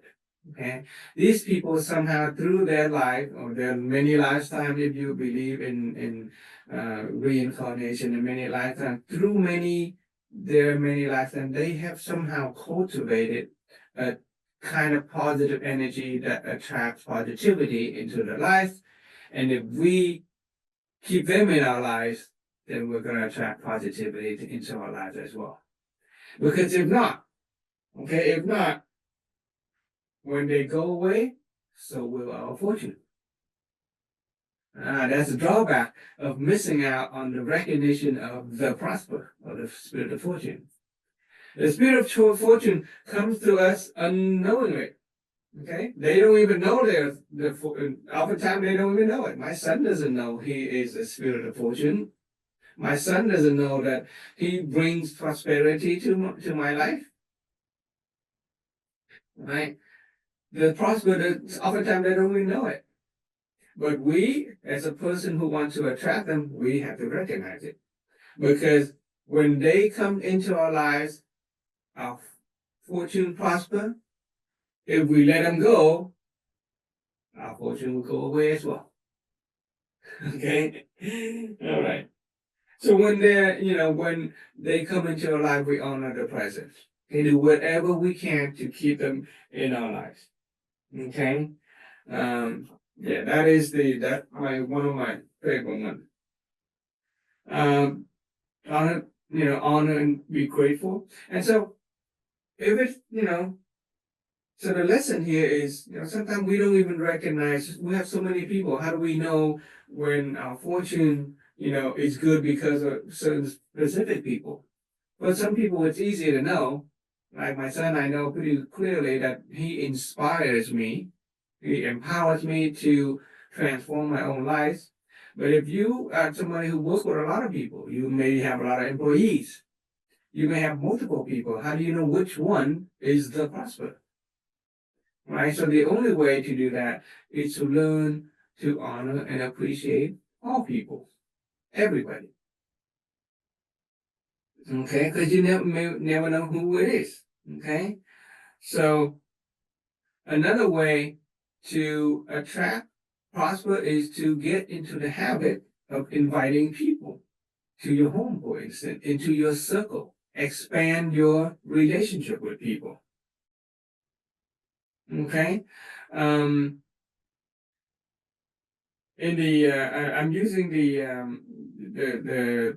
I'm u- I wrote down in my note a Christian, a Catholic teaching on how to treat people. There is 7 things that you should do to treat other people. You feed the hungry, you water the thirst, you clothe the naked, and you house the guest. You visit the imprisoned, you buy the slave, you bury the dead. And number 4 is the housing of guests. Okay, so you can kind of look into your life. Do you have the habit of inviting friends and guests into your house? If you do, great. If you have not, maybe you're missing out on a bunch of spiritual fortune. Because some of those people, they could be your value connector, they could be your benefactor, and they could simply be your spirit of fortune. Okay, they'll prosper. Okay, understand that when we create value for other people, we also increase the positive energy within us, and we attract positivity. Understand that when we create opportunity for other people to create value, we are also causing them to attract positivity into their life. Okay, so in order to build up the prosper, you create opportunity for them to create value. Example of the business person who hired the prosper, he hired her, gives her opportunity to create value, even though all she did was make coffee and deliver mail. But her presence attract positivity, and thereby she earns a little credit in her good fortune account, a spiritual account. Okay. The idea is to raise positive energy. Okay? Raise positive energy for yourself and for other people. So the kind of awareness and perception that we need to master in order to become the spirit of fortune ourselves. Okay, we would like to, attract positivity into ourselves. We would like to attract good things for other people, right? Would it be nice if we go to a job and the job grow? Would it be nice if we join an organization and that organization grow because of our own presence in that place, right? There are different ways that we can contribute to an organization. We can literally, work and use our skills and our capability to contribute that way. But we can also contribute indirectly by simply being. We just be a part of an organization, just be a part of a group. And if we carry a positive energy within us, then that group would benefit from that positivity. Okay? And so we need to understand the engine of merit creation, the engine of grace creation in the human construct frame of reference. And the kind of awareness that we need to understand is that we are someone who are people of value. Okay, I am a person of value. Okay, I am a person of value. Always believe that we are people of goodness. We are people who will bring easiness to wherever we go. We bring smoothness to whatever operation that we interact with. When we join a team, we always have the attitude that our team is going to win. We don't have to be the best person in the team, but our team is gonna win when we join the team. Okay, Master Gwen recognizes as herself. Even before she studied the philosophy, she recognized that wherever she goes, people seem to prosper. The people who bring her into a line of work, those people get promoted.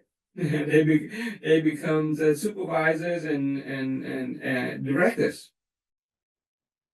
Okay. So we want to develop to become the prosper or the spirit of fortune. Our master, the teacher, founder of WIT organization, he identifies himself as, the spirit of fortune. Okay, he understands that wherever he goes, his intention is to make that place grow. Okay, wherever you go, your intention is to make that place grow. Spiritually, mentally, physically, okay, materialistically, we identify ourselves, set the intention of being the prosper. Wouldn't it be nice, right? Would it be nice, to be the spirit of fortune of your family? Right? That's more. The moment you walk into your family situation, your family's gonna grow. Okay. And we want to develop, obviously good attitude. We learn about, that's why we we begin with teaching you about wisdom and attitude. What does it mean to have good attitude? Serenity, magnanimity, honoring gratitude, right? There are many different good attitude out there, that's great, okay? But just simplify things, make it easy to manage.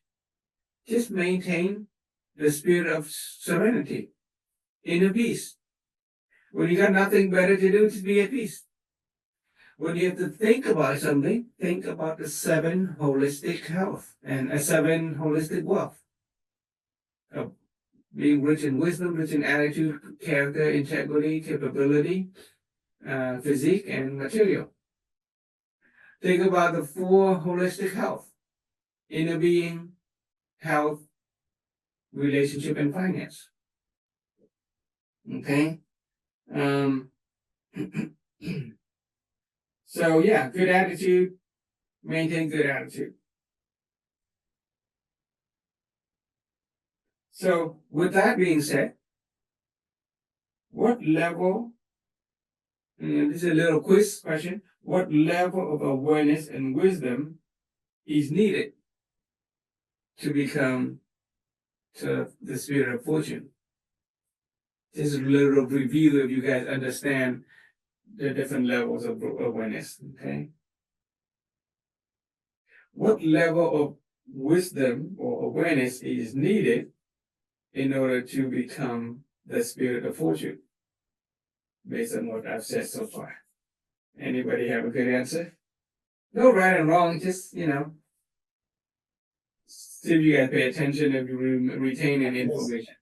Level 1, because Okay. you know right from wrong, good Okay. Okay. So, yeah, I think level 1, you start with good fortune. Okay. What about root cause of life begin with me? Root cause of life, yes.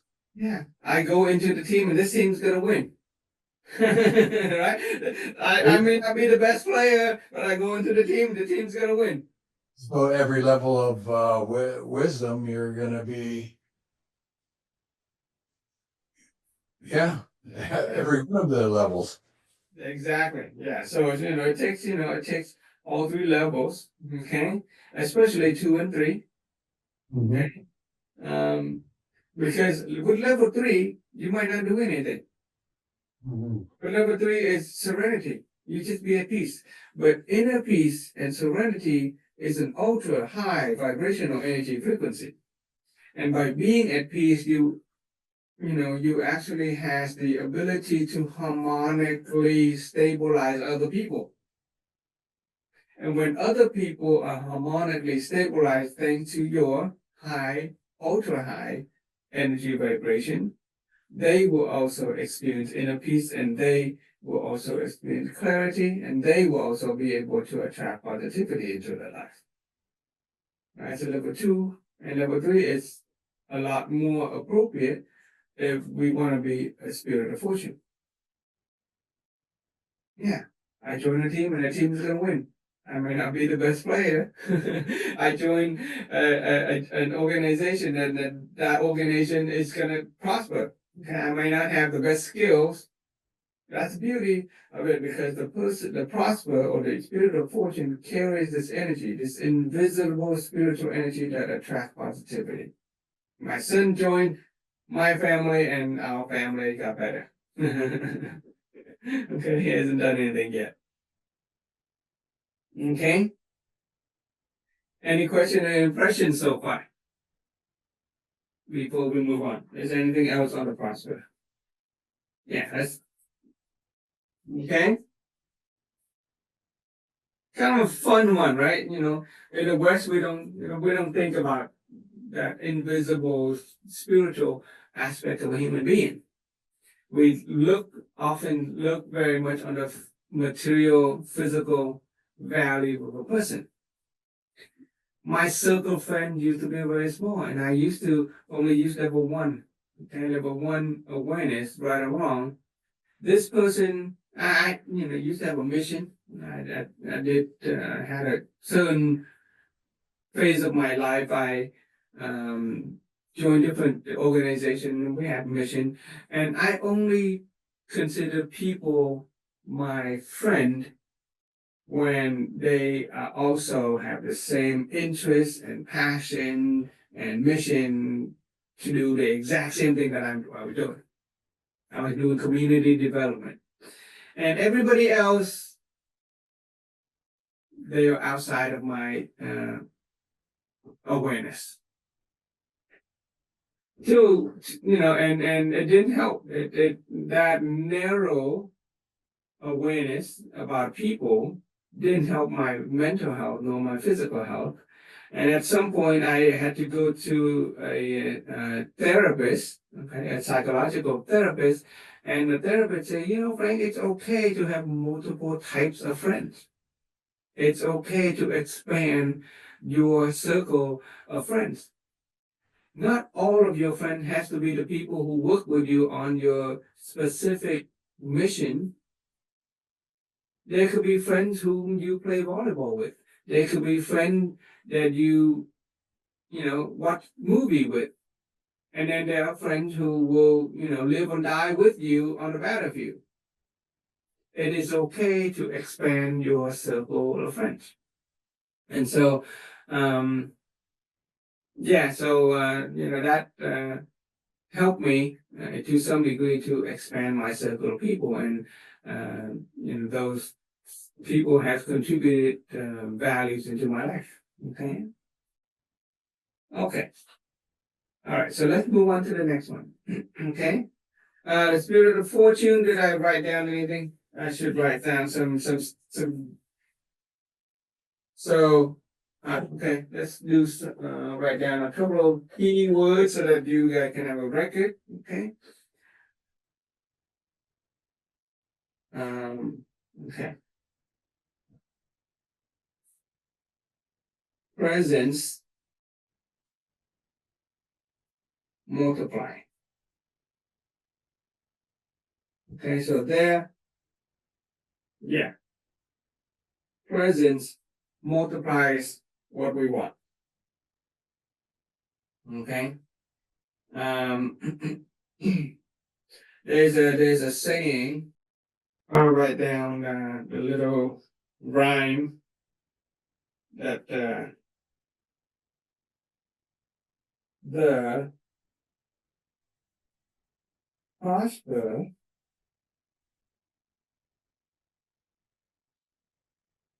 comes oops. Yeah.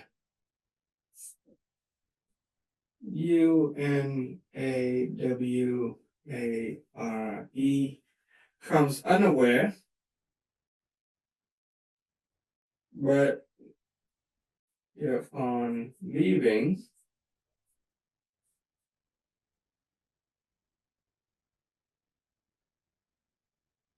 our fortune is thin and bare. Okay? Play with a little bit of a rhyme there. Okay? The prosper comes unaware, but upon leaving, a fortune is thin and bare. Meaning they come, they may not realize it, we may not realize it, but if they leave, so do our fortune. Okay, the prosper comes unaware, but upon leaving, a fortune is thin and bare. They're not thieves, they don't steal our fortune, they actually bring fortune to us. But if we don't recognize them and keep them around, when they leave, they are attached to those fortune in a way, in an energetic, spiritual way. So we need to honor the present, and if we are not able to identify, then honor everybody's present. Okay, honor everybody's presence. Okay, next one.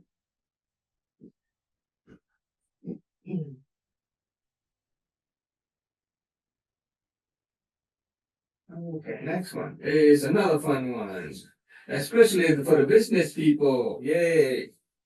Especially for the business people. These are the people we call talent asset. Okay, talent asset. Let's see. Let's do a talent asset. How to recognize them? A talent asset is a person who takes responsibility for some aspects of our life. Okay, a talent asset is a person who takes responsibility for some aspects of our lives. Okay? Keyword is responsibility. A talent asset is a person who takes responsibility for some aspect of our lives. Another definition. A talent asset is someone who carries some of our burden. Okay? Talent asset is someone who carries some of our burden, or you can say share our burden. A talent asset is someone who share our burden.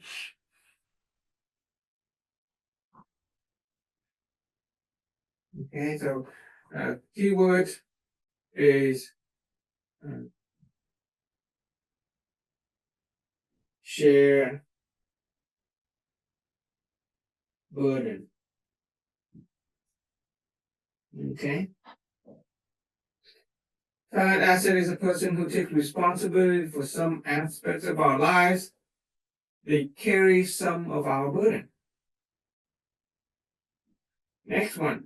A talent asset is a person with some talent, but is not necessarily a talented person in the traditional sense. Okay, they may have talent, but they're not what we traditionally call a talented person. Okay, why? Because a talented person usually want other people to carry their burden to make them look better. Okay, usually extremely talented people are interested in themselves. They don't necessarily take on other people's burden. Okay,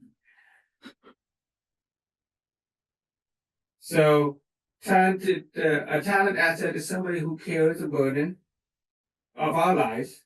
Okay, they share some of the responsibility. It is important to recognize the talent asset as people who take the responsibility of sharing some of our burden. Okay, otherwise, we are going to end up doing everything ourselves. Okay, so it is important that we recognize the people who share some of the burden of our lives. If we honor them, we're grateful for them and know how to keep them around. If not, if we don't recognize a talent asset, then we're going to end up doing everything on our own. Okay, life can be pretty challenging if we have to do everything on our own. So let's take a look. Do we consider our children our burden, or are they our talent asset? Do you let them share your burden? Or do they only share your fortune? Can we let our children share our burden as well as, as well as our fortune, right?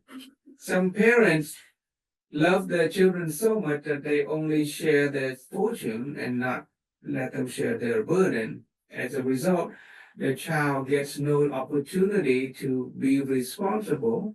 They get no chance to create value. They get no chance to accumulate merit and virtue into their spiritual bank account. And after the fortune runs out,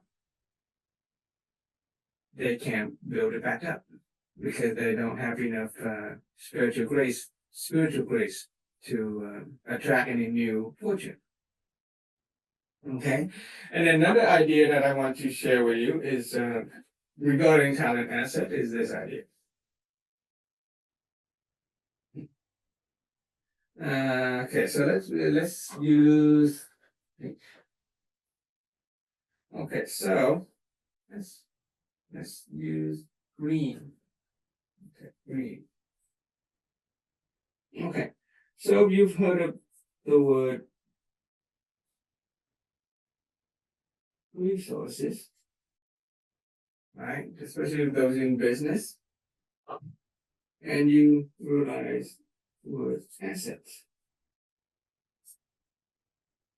Okay, what are resources?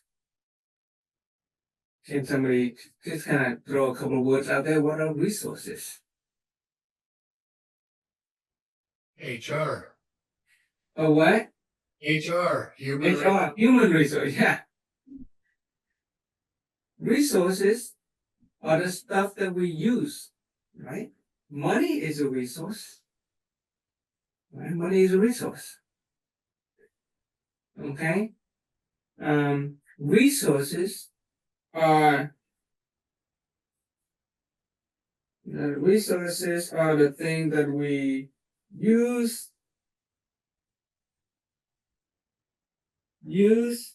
till use up, right? Use till use up resources, right? In other words, resources diminish in value over time. Okay? Resources is the thing that we use until they use up, they diminish in value over time. Right? Assets, on the other hand, is something that we invest in. Okay? Invest in. And they grow over time.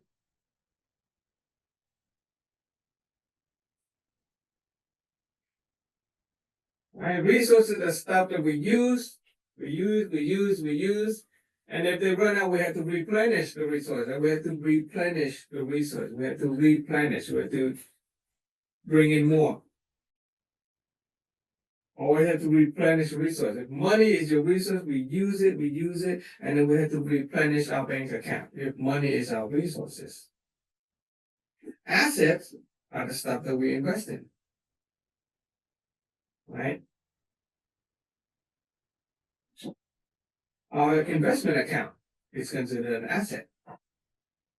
We expect our investment account to go up. We invest it, it churn out interest. Over time, it grow in time. We put value into it with the expectation that it will grow in value. Whereas resources is we use it until it diminishes, until we have to replenish it.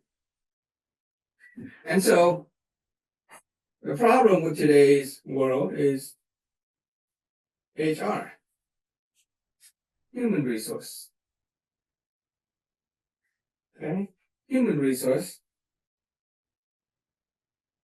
Think of human beings as the stuff that we use until they are used up. And if we human resource think of human being as mere resource, they will diminish in value. Usually they will burn out. Okay, they will usually burn out. Or you fire them, or you lay them off. All because what? We take for granted. We don't honor and are not grateful. Right? We don't feel touched and moved by the people that we hire. And so human resource department get a headache having to train new people. We have to replenish the resources. How do we keep people around? On the other hand, if human resources were to think of our people as talent asset, then you would invest in the employees' growth and maturity, and they would actually grow in value. So, there are intelligent organizations and businesses that will invest in their human resources by training them, right? You just train their capability. You give them more skills, right? You give them more skills. You send them to job training so they can do the job better. But ultimately, the goal is still to use the human being as a tool, as a resource, so that they can, produce and bring value, material value to the organization or the company. And what happens is that over time, as you invest only in the human resources capability, the skills, they gain skill from the training and they gain skills from the experience working, their own value does grow, but they will grow to a point where it'll exceed the company's ability to compensate. In other words, the human resource, the human being who is working, they will realize that there are somebody else out there, another organization, another business out there that's going to pay them more.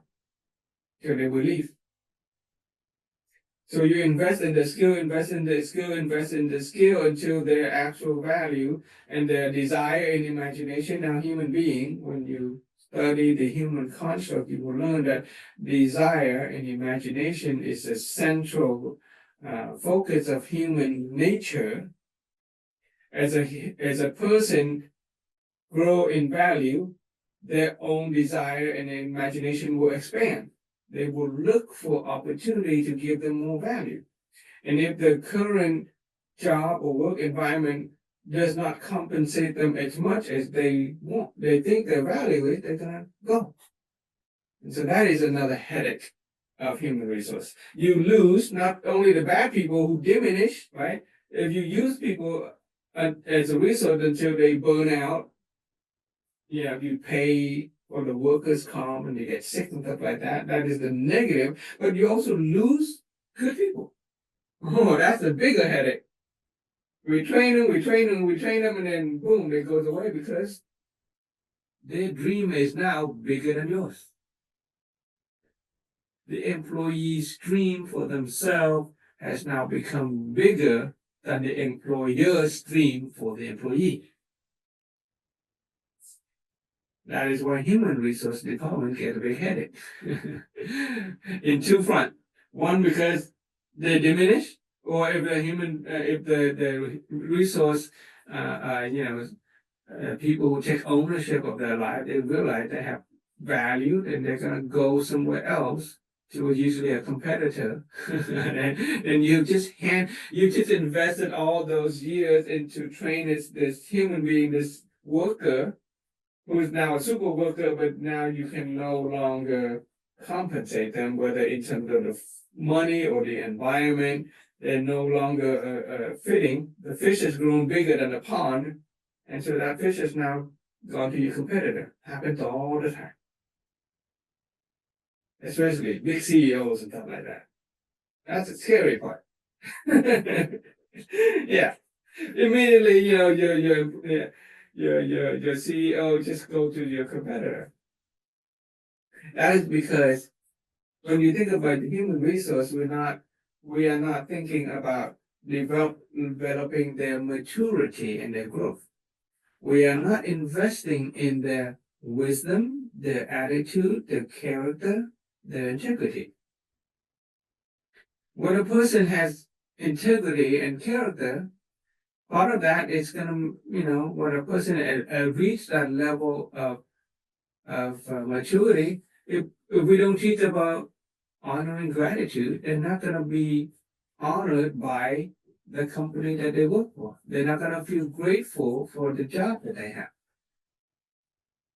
Because their desire and imagination is always expanding, and they have themselves taken for granted.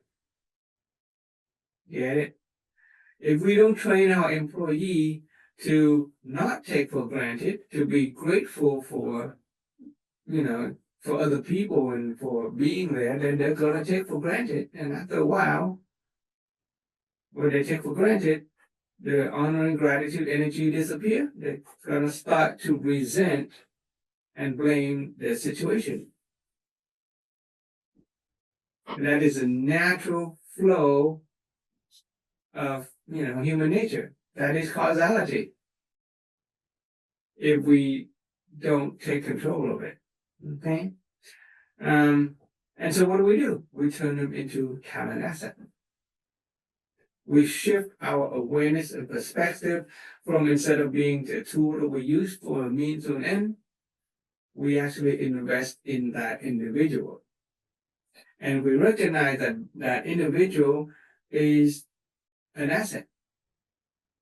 They may have talent, but they're not a talented person in the traditional sense, because a talented person usually doesn't fit the definition of where to go. They don't fit the definition of a person who shares our burden. Usually, an extremely talented person is interested in promoting themselves. Right? They're not interested in sharing our burden. Okay, so I just wrote it and I okay, I'll write it again. Oh, there we go. Okay. An extremely talented person usually don't have interest in sharing our burden. They're interested in promoting themselves. So it's okay to recruit person of talent or talented person, but they are not considered our asset. They're not considered talent asset until they agree to share our burden, to contribute value to ourselves or our organizations. Okay? It is important to recognize talent asset as people who take the responsibility of sharing some of our burden. Okay, otherwise we end up doing things ourselves, but we don't have talent asset in our circle. Our children learn to think of them as talent asset. They have talent. Okay.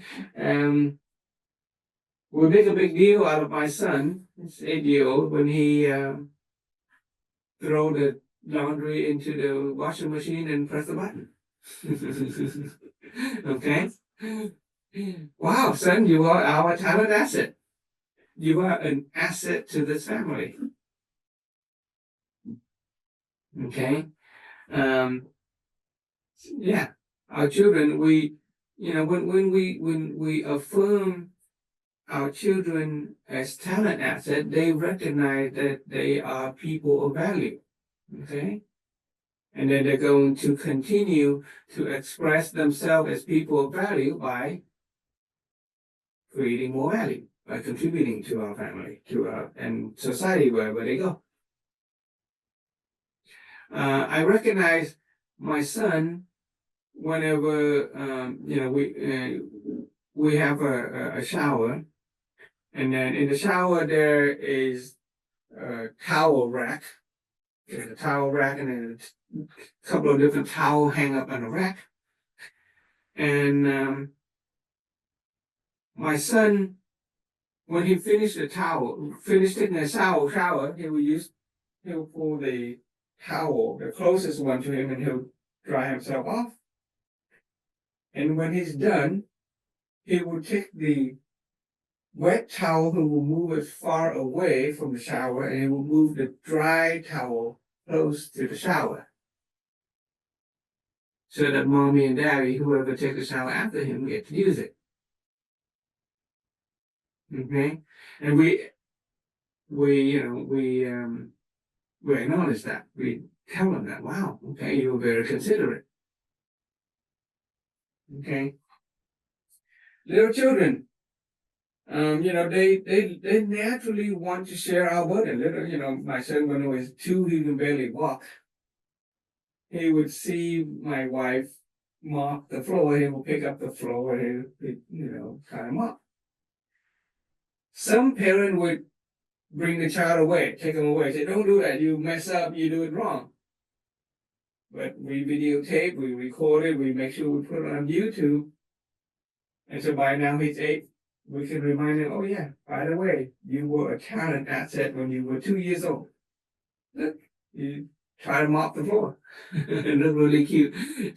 A little 2-year-old with a big mop. Okay. I have video recording of my son trying to water the plant. So my mother has a garden, right? She would water the plant. And when he was 2 or 3 years old, we'd go out and he would take the hose and we would hold and water the plant. And my grandmother, my mother, his grandmother would give him a little water pot so he can water the plant. We acknowledge him as a talent asset. Okay? That's how we train our children to become mature people who contribute value to the world. So basically, how do you treat a talent asset when we meet one? Okay, whether it's our children or our employees, we invest in their growth, maturity, so that their value will go up. We invest in their wisdom, their attitude. We work on their character, integrity. We give them capability. We work on their physique. And we give them material compensation. So basically, 1, 2, 3, 4, 5, 6, 7. All 7 candles. Okay? All 7 candles in the house of holistic wealth. How many organizations do we actually know that will invest in a person's wisdom, attitude, and character? Teach them integrity, teach them the capability, help them maintain their health. Right? Material seems to be the only one that is big. Right? Just compensate the employee, and you're done with it. Okay, my job where I work with, they create a lot of resources to help a person maintain health. That's great. Okay. But I wish they could do more. I wish they would send people to this kind of training where we teach a person how to develop their wisdom, their attitude, their character, and their integrity. They don't talk about integrity. Okay, so that's how we treat our talent asset. Why? So that they would be loyal to us, right? When their value as a person grow up, the skill, the capability, and when they have all this great skill and the capability, and they look back and they realize, oh, I'm in an environment when the employer are investing in my own growth and maturity, my character, my integrity, my attitude, alongside with the material compensation, then I'm going to want to contribute value to this organization. Even if I leave, I would do the best that I can to leave in such a way that the organization will still continue to grow. Right? That's the beauty of it.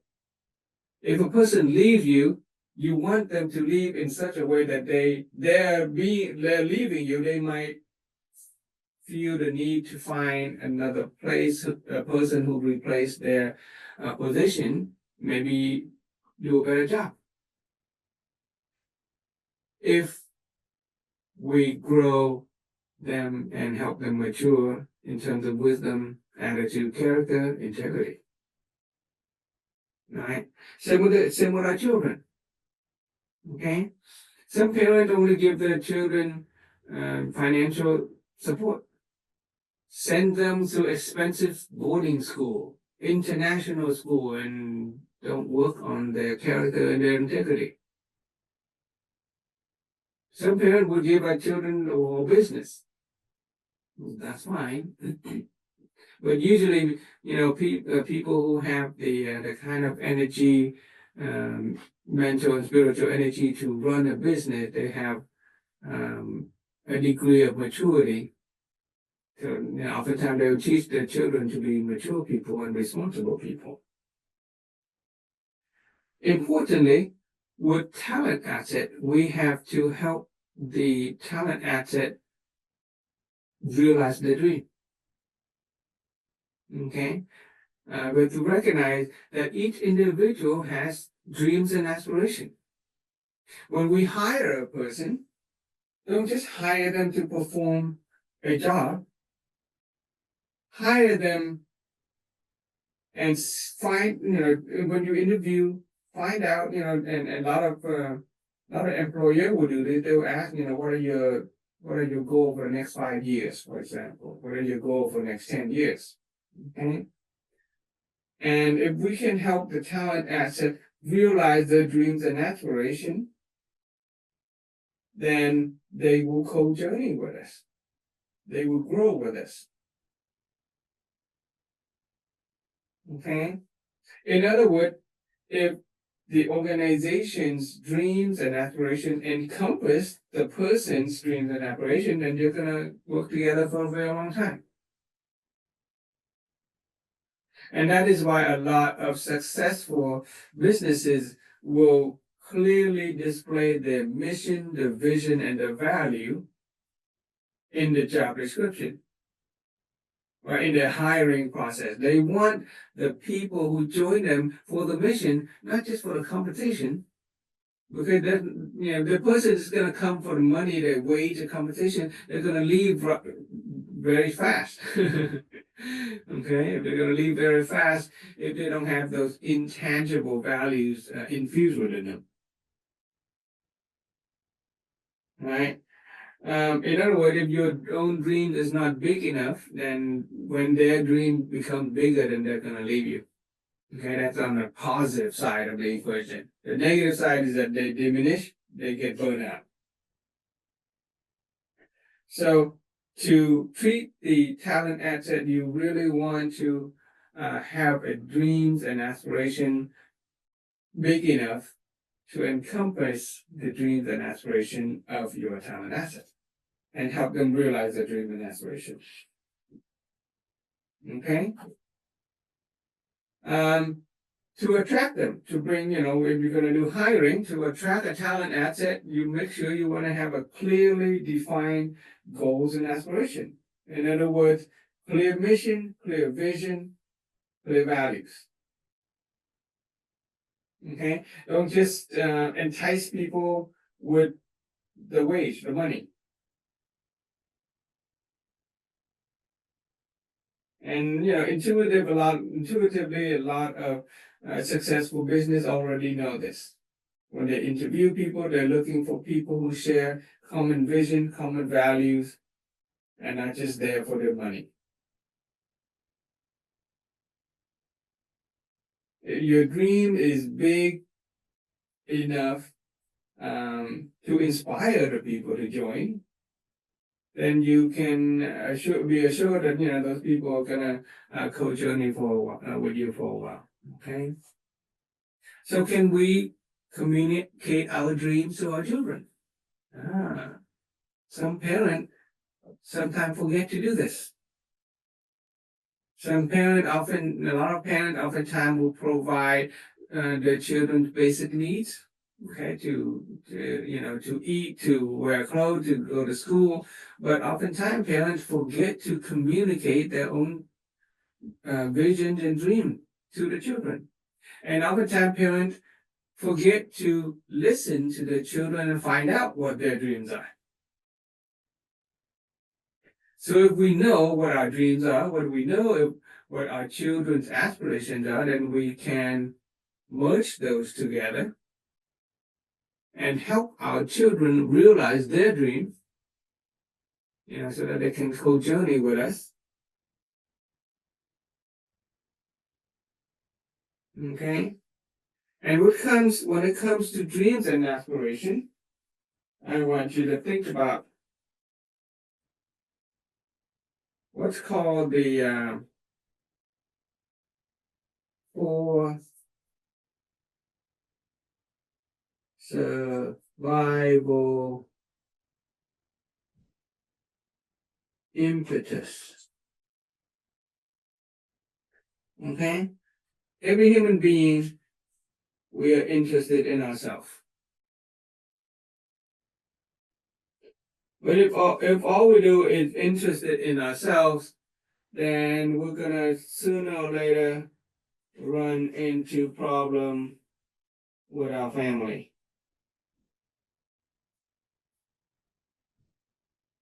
You want to make sure that your dreams and aspirations encompass yourself and your family.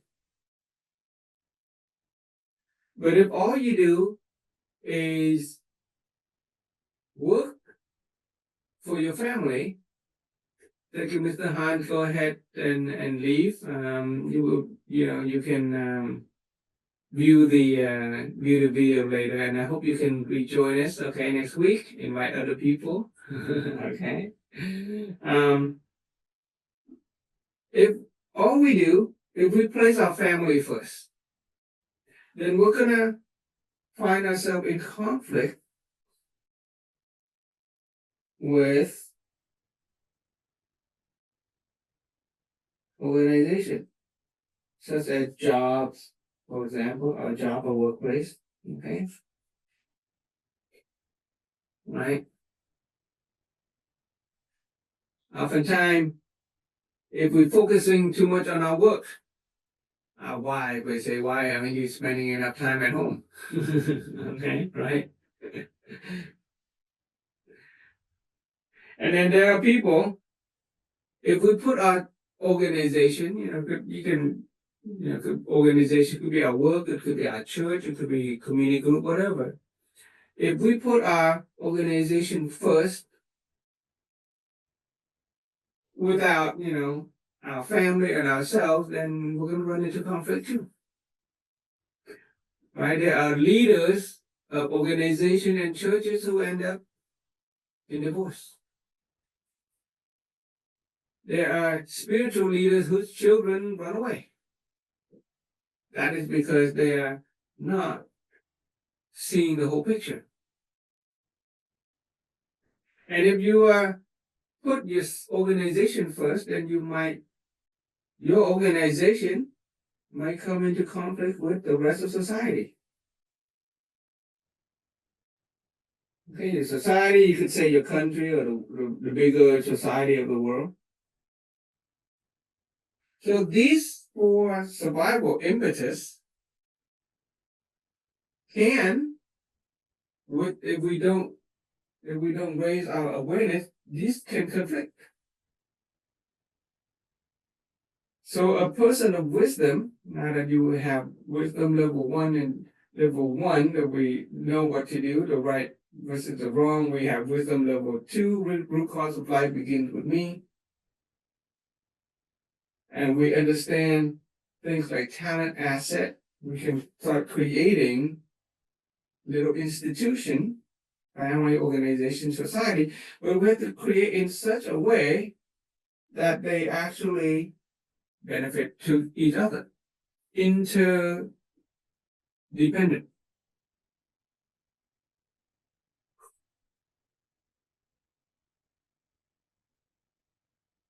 Yeah. Okay. Whatever we do for our family, for ourselves, it has to benefit our family and our organization and the society as a whole. Whatever we do for society has to help our organization, our family, and ourselves as well. Because if any of that is out of balance, then we're going to run into conflict, pain, and suffering, going against the flow of natural laws and principles. So this is a principle for survival impetus, is a principle, universal principle, for human life and experience. Right?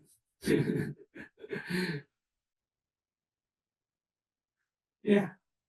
Society, organization, family, and self. We have to expand our awareness beyond just ourselves and our family. We have to start thinking about organization, the greater whole. Okay? So, in order to do that, we need to master the concept of called mutual symbiosis. Okay? Mutual symbiosis. This is basically how to become a talent asset, or how to attract a talent asset into your life. If we are an employer and we want to hire some talented asset to work for us, we have to understand mutual symbiosis. What can I do for you that would empower you to benefit me as well? Mutual symbiosis is opposite of parasitism. Okay, so parasitism is one person benefit, the other person gets hurt. Okay, mutual symbiosis is win-win. Okay, this is win-win. Whereas this one is win-lose.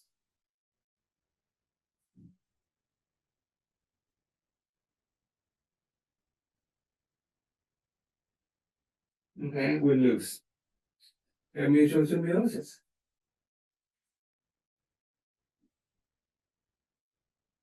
You will find that in human resources, when an employee leaves, whether it being laid off, being fired, or when the employees simply leave on their own, it is because they feel like this equation is no longer balanced. There is a win-lose. You fire an employee when you feel like, the employee is getting more pay out of what they're worth. Or the employee leave because they feel like they're contributing more than what the company is paying them. That is a win-lose situation. In order to attract talent asset, or in order to become a talent asset yourself, we have to understand the law of mutual symbiosis, win-win. If we are a kind of person who works for wage when we go into a job interview, the first thing you talk to, you don't want to. Oftentimes, the employee, the employer, the interviewer will ask you if you have any question. The first thing you ask, don't ask, how much is the wage? Okay. The first thing that comes out of your mouth is how much am I getting paid? Then the employer is gonna think you're only interested in the win-lose. You're gonna be a parasite. You're gonna go there and you're gonna do the minimum amount of job and try to get paid for it. But if you can express yourself in such a way, how can I best contribute, to the organization? Kind of thing like that. How can we grow as an institution? Is the job going to stay the same for the next 10 years, or is the job expected to grow? Is there opportunity for me to grow with the company? Now, that's from the perspective of an employee. When you talk to your interviewer, where is the organization going? Is it going to grow? Is it going to help me grow? And then the same thing, if you're an employer and you're interviewing a potential employee, you ask them, what are your goals and dreams? Right? You want when the company is going to grow in 5-10 years from now, are you going to be able to adapt and grow with the organization?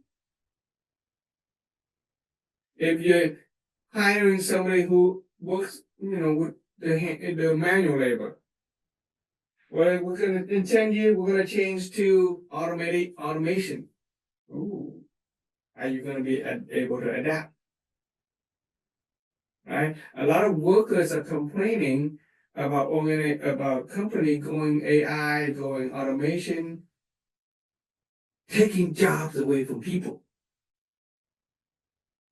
Well, if you had kept up with your own growth and maturity, you're never gonna be obsolete. And if a responsible employer is responsible for their talent asset, you would also invest in the talent asset's growth and maturity. So that's when you turn to automation, then you can create opportunity for your talent asset to do something else of a higher caliber. For those of you who are in business, have you ever read the book called The 1 Minute Manager? 1 Minute Manager, short read. Just look it up, 1 Minute Manager. Okay. It says that in an ideal work environment, there should be turnover, but those turnover should only be people being promoted to new organization and being sent to, new expansion of workplaces. Right? The only time that a person should sort of lose their place, their position, is when you're promoting them to something better. Right? That is what an ideal workplace would be. That is how you invest in the growth and maturity of your worker. A person may start out as just an administrative assistant. He or she may only understand Excel. But if you work on raising his or her wisdom, her character, her attitude, her integrity, and you teach them how to do AI. So that later on, when you have this great big AI program, then your administrative employee and administrative assistant will now be AI empowered. Okay, that is thinking about organizations, society, family, and self. Okay, that is how you attract talent asset. Okay, how do you keep them? Okay, and how you become one. Mutual symbiosis happens in the natural world. Okay, with animal, for example, a hippopotamus, a big animal, may have a lot of parasite, like bugs in the back, and they aren't able to scratch the back. They would allow bird to stand on their back, and the bird would eat the bugs. It helped clean the hippopotamus, and the hippopotamus gives a bird a ride. Shark, okay, shark, scary teeth. Shark would eat a lot of animal, but shark will allow certain kind of fish to actually eat right out of the teeth.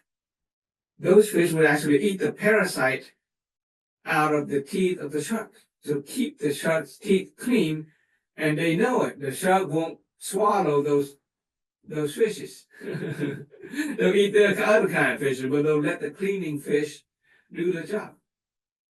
Okay, that's in the natural world. Human being as well. If we understand that in a mutual symbiotic relationship, both sides win-win. You can just think about even our own marriage relationship. Okay, what value can I bring to this marriage relationship as opposed to what value am I getting out of it? People make the mistake of getting married, hoping that the other person would bring happiness to them. And when the other person doesn't bring happiness anymore, whatever they do, then we fall out of the relationship. But if we come with a win-win situation, we think about how we can bring value to other people, and we think about how we can honor and be grateful for the other person's contribution. Then we will limit all those negativity. We maintain positivity in our lives.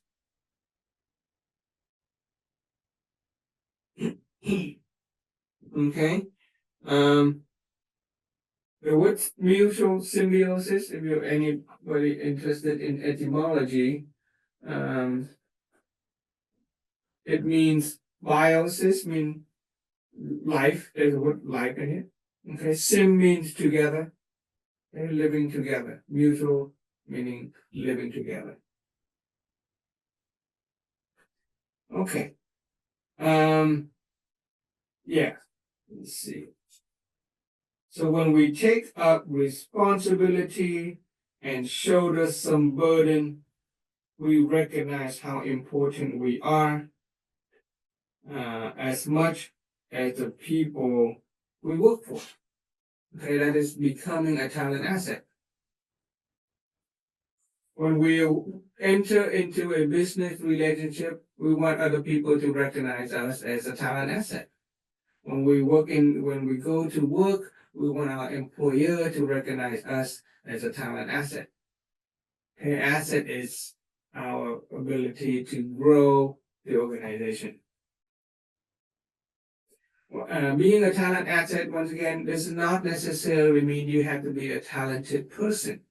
Okay? Having talent is great, but it has to do with the contribution and the responsibility.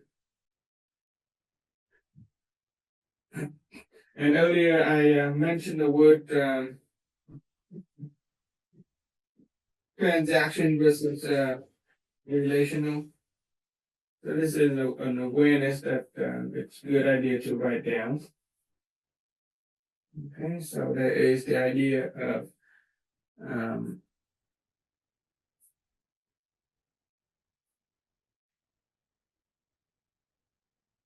transactional, and then there's relational.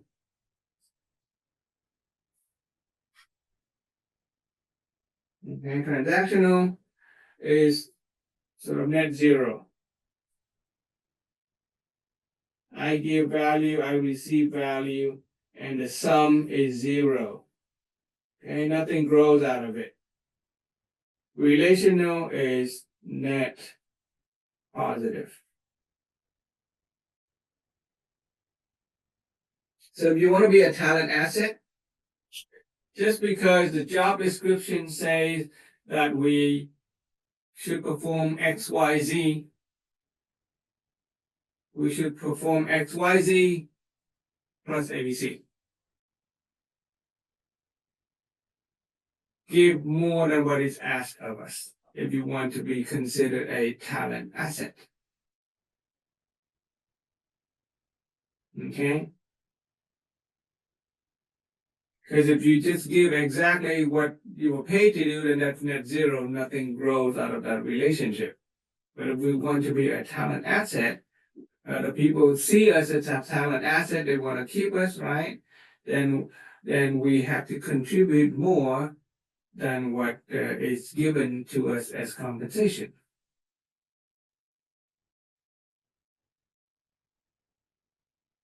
An employee who works for a mission and a vision and a value of an organization versus an employee who works for the pay.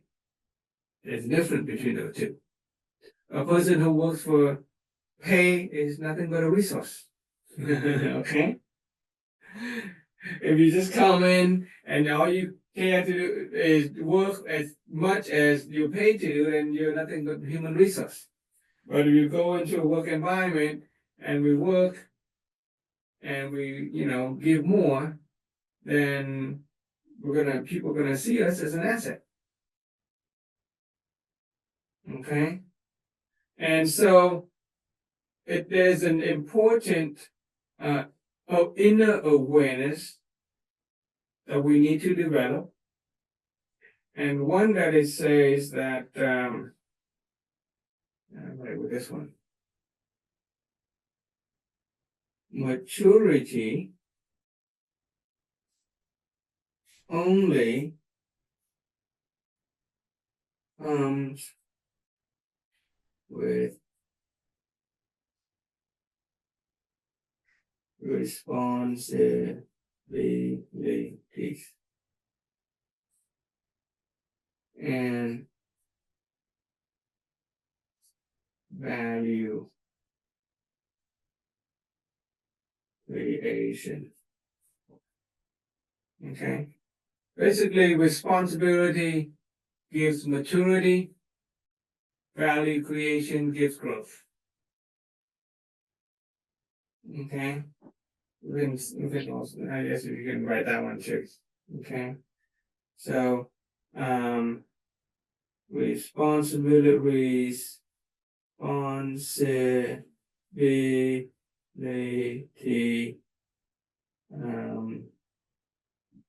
better word, drives, okay, I'm gonna say drives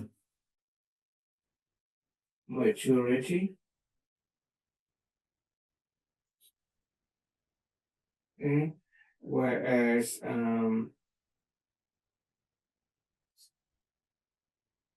value creation drives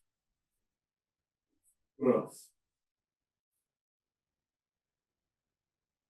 So when we are investing in our talent asset, or when we're investing in ourselves as a talent asset, take up responsibility so that we can mature, create more value so that we can grow.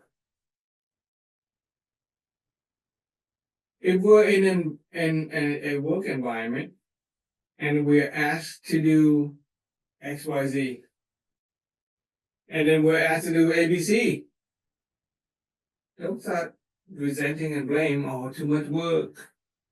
No, too much work. No, turn that around. Consider that opportunity for growth and maturity. Because when it comes to performance review, okay, they're going to look at the person who's willing to take up that extra responsibility, to do that extra work while maintaining positive attitude and character. Okay? It's okay to take up more responsibility and do more work, but you have to maintain a positive attitude for that. And we have to remember this too. Okay. If your boss asks you to stay and work overtime, and all you do is listen to the boss, and you forget your family, yourself, and the greater society, that doesn't work either. So it takes wisdom to create more value, to have more responsibility, and maintaining the full survival impetus. Okay? Okay. So, same with children, right? Children grows and mature when they take up responsibility for household needs. Um,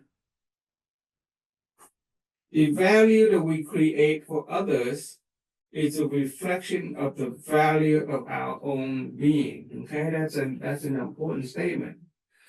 The value that we create for others is a reflection of the value of our own being.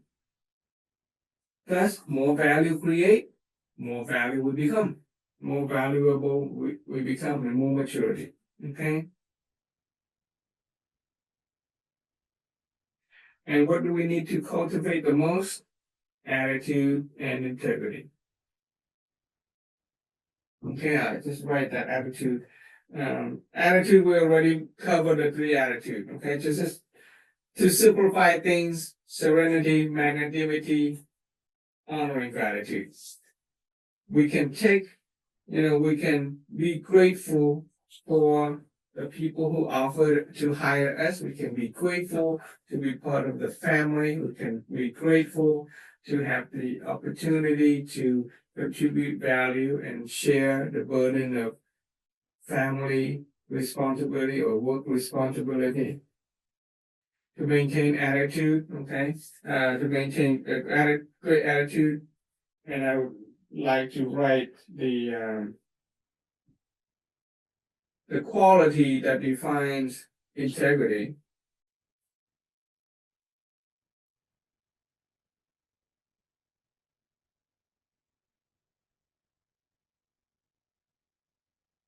Integrity, once again, just to briefly define it, a state of being.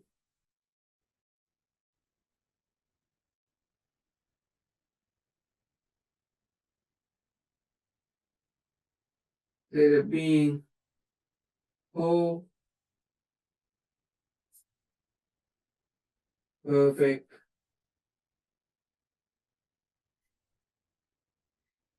and complete. Okay? Unblemished in any way. And the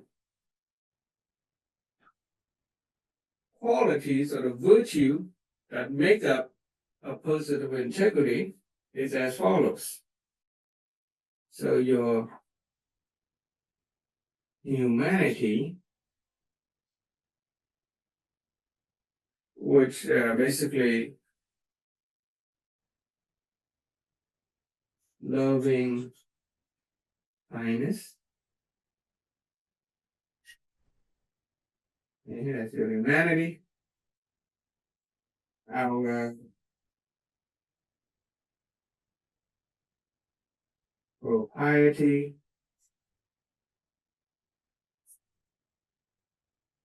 which means courtesy,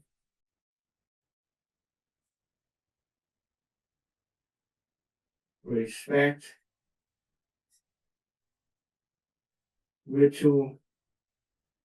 Okay. A certain thing, ritual, like say hi, hello, that's part of a ritual. Okay. The quality of justice,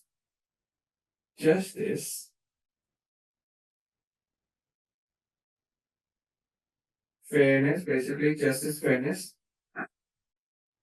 Okay. That stands for right, yes, and understanding of morality. Okay.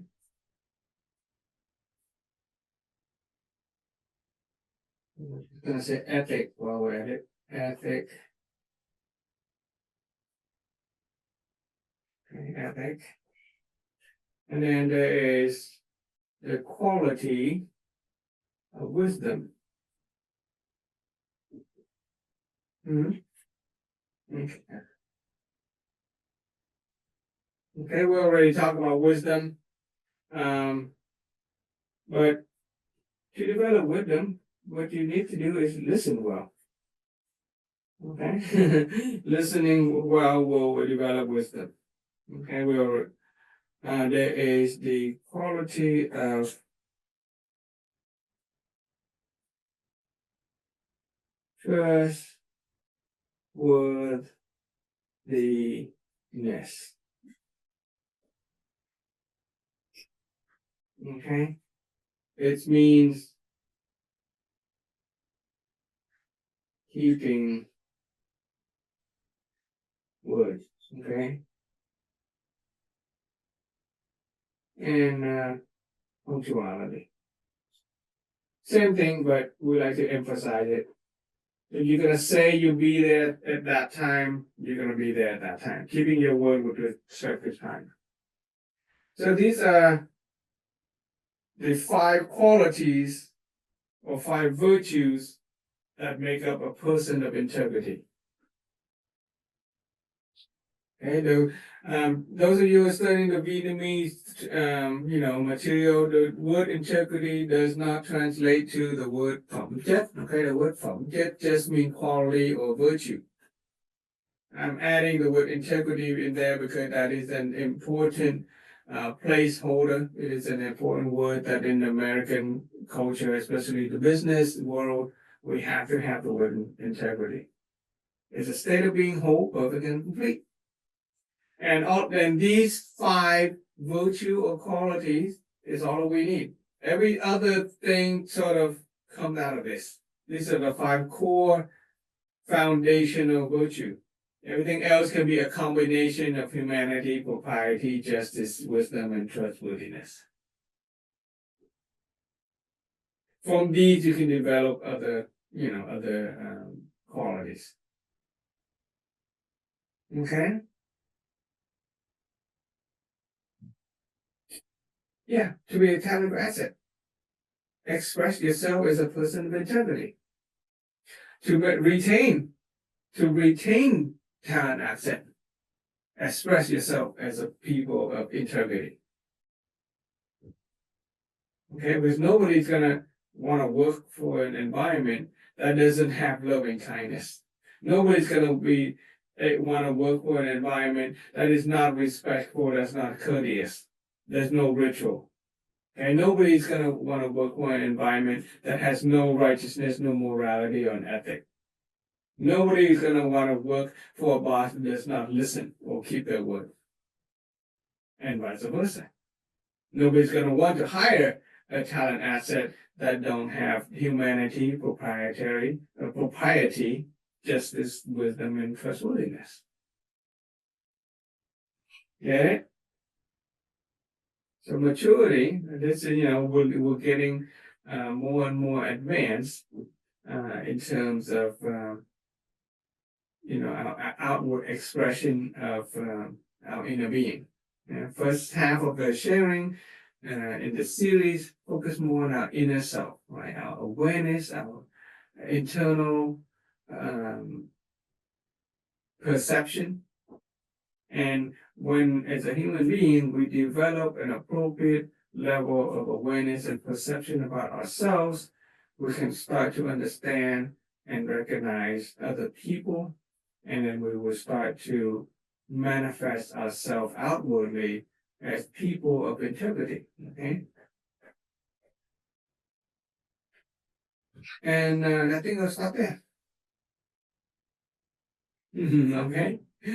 Next week we'll talk about master, mentors, and the expert. I think the last 3. We'll try to squeeze the last 3 in for next week.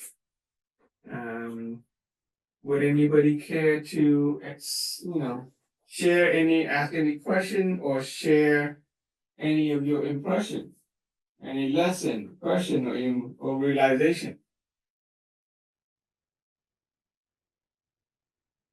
Did anything jump out to you? Anything new?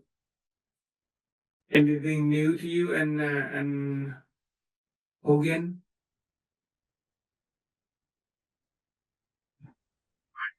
This is my kind of process of translating from Vietnamese to English.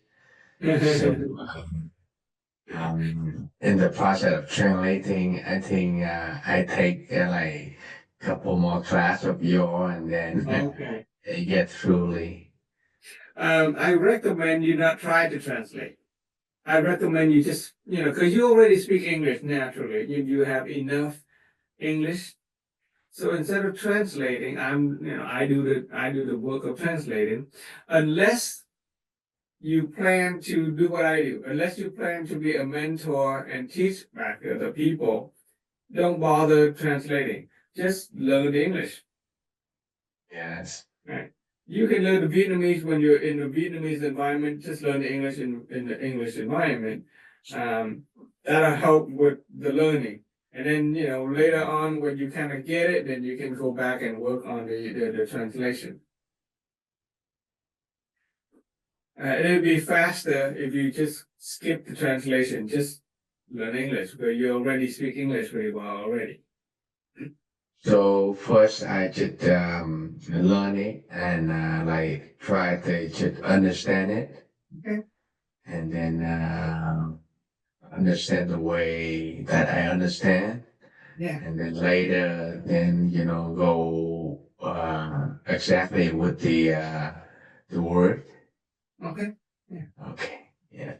And a disclaimer, my sharing may not follow the exact same step as the Vietnamese sharing.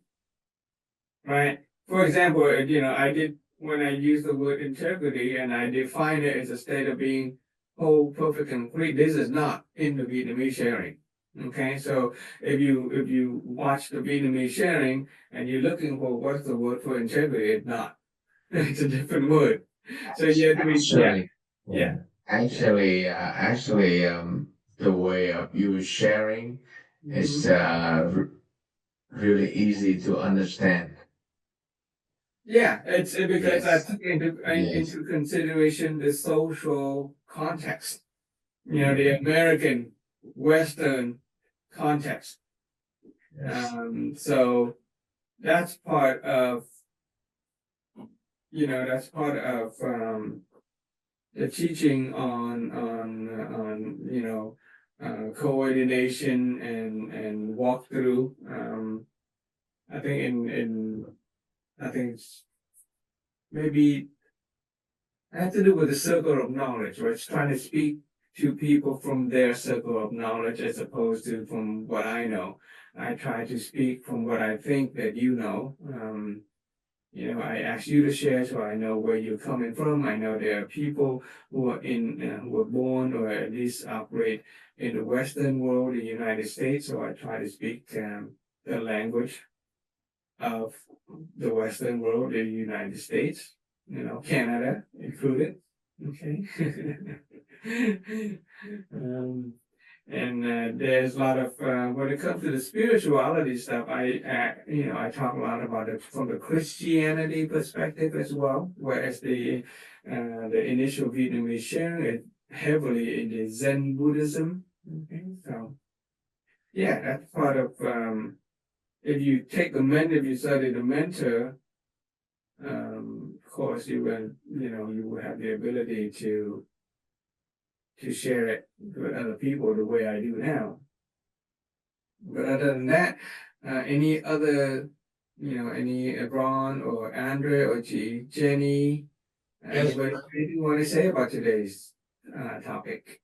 About today, it's a little bit off topic, but for the seven holistic wells, you're talking about translation here. They use one word, mentation. Yeah, that's wrong. I'll say that flat out. That's level 1 awareness. That's wrong. Okay. That's not the that's Oh, not the source concept of the word tâm thái. Yeah. I mean, no, yeah, the word meditation has to do with thinking. Mhm. And yes, your thinking can influence your attitude, but not the word tâm thái. The word tâm means your heart, your inner being. Thái means your state of being. Basically, it is a state of inner being, which is attitude. Meditation has to do with thinking. Yeah. Right. Obviously, your thinking, our thinking will inform our state of being, our attitude. But the word is it's not the appropriate word to use. Yeah, that's And the word. and in a social context, you know, you don't hear that. And you know, I use a lot of common words that I hear from work, from school, and people just don't go around saying meditation. They just say attitude. So we try to use the common language so that people will understand. Yeah, I avoid big words if I can. Yeah, other time like magnanimity. Oh, I want to raise that. I begin with acknowledgement and appreciation, but I will raise that level to magnanimity. I would say inner peace, but I will raise that to serenity. Right? I mean, honoring gratitude, right? Acknowledgement and gratitude. I raise that to a level of honor and gratitude because those have an energy level that will help us experience, you know, greater positivity in life. But when it comes to the seven holistic wealth and health, and I try to find words that easy to grasp. And the word attitude is a simple word that we hear ever since we were a little kid. Teacher would tell you know little kids to have a good attitude, okay, and that is what it really means, a state of being. Yeah. Okay. Any other word? Any other question about Andre? Any impression? Oh, Jenny, you said something. Thank you, Mr. Vương and everyone. It's about translate. I often translate before, but now I try my best to understand and share everything that I understand. Or like today, you talk about tolerant, like accept, as that we can. It's about it's grow over time, right? Grow over time, and we invest in it. So it's big. Grow, yeah, grow. Yeah, but about resource, right? Resource. Mm-hmm. It's limitation, and we use our use. It diminished. It diminished. Yeah, Use, it gets worse. It gets less and less over time. Yep. yeah, You use use up, so it gets less. and as in value, diminish. I don't know about the words. Diminish. Yeah. It's about human, right? Mm-hmm. Human. So So I think the traditional word is human resource. Okay, nhân sự. human resource. Yeah, human resource is a word that has been used for a very long time. Okay, and that and I would you know from the foundation of it, it is really you know when people think of human resources, they are really thinking about resources that they could use, and that therein lies you know the foundational problem that we have in society today because we think of each other as human beings and just the tools. Okay, so that's why this sharing is about expanding our awareness and shifting our perspective so that we can have, better ways of thinking about each other, better mentation. There's actually a class called mentation, tư duy, okay? So Miss Quimmen is a master in tư duy, master in mentation. The appropriate translation for the word tư duy is mentation, how to think. Okay, yeah, where attitude is an energy, it's a state of being. Attitude, okay. And about for survival, Mm-hmm. impetus, right? Impetus, impulse. Impetus. It is motivation. You can another word for impetus is motive or motivation. Okay. Yeah. Oh, yes. It's about self, family, organization, and society. Society. So, a society. It's a four circles. And impressed me about win. It's not Win-win. win lose. Everyone connect together, work together, and win together. Yeah. It's the positive and it's a chance for high level of society. Mm-hmm. Right. It's interesting because traditionally, oftentimes, businesses traditionally in the past have thought of each other in terms of a win-lose. In order to win the market, the other person has to lose. But as human beings evolve, as society evolve, as economic and systems evolve, even big businesses are beginning to recognize the competitor as something that they can and honor. Their competitor is an impetus for them to grow. Without a competitor, your product and service does not grow.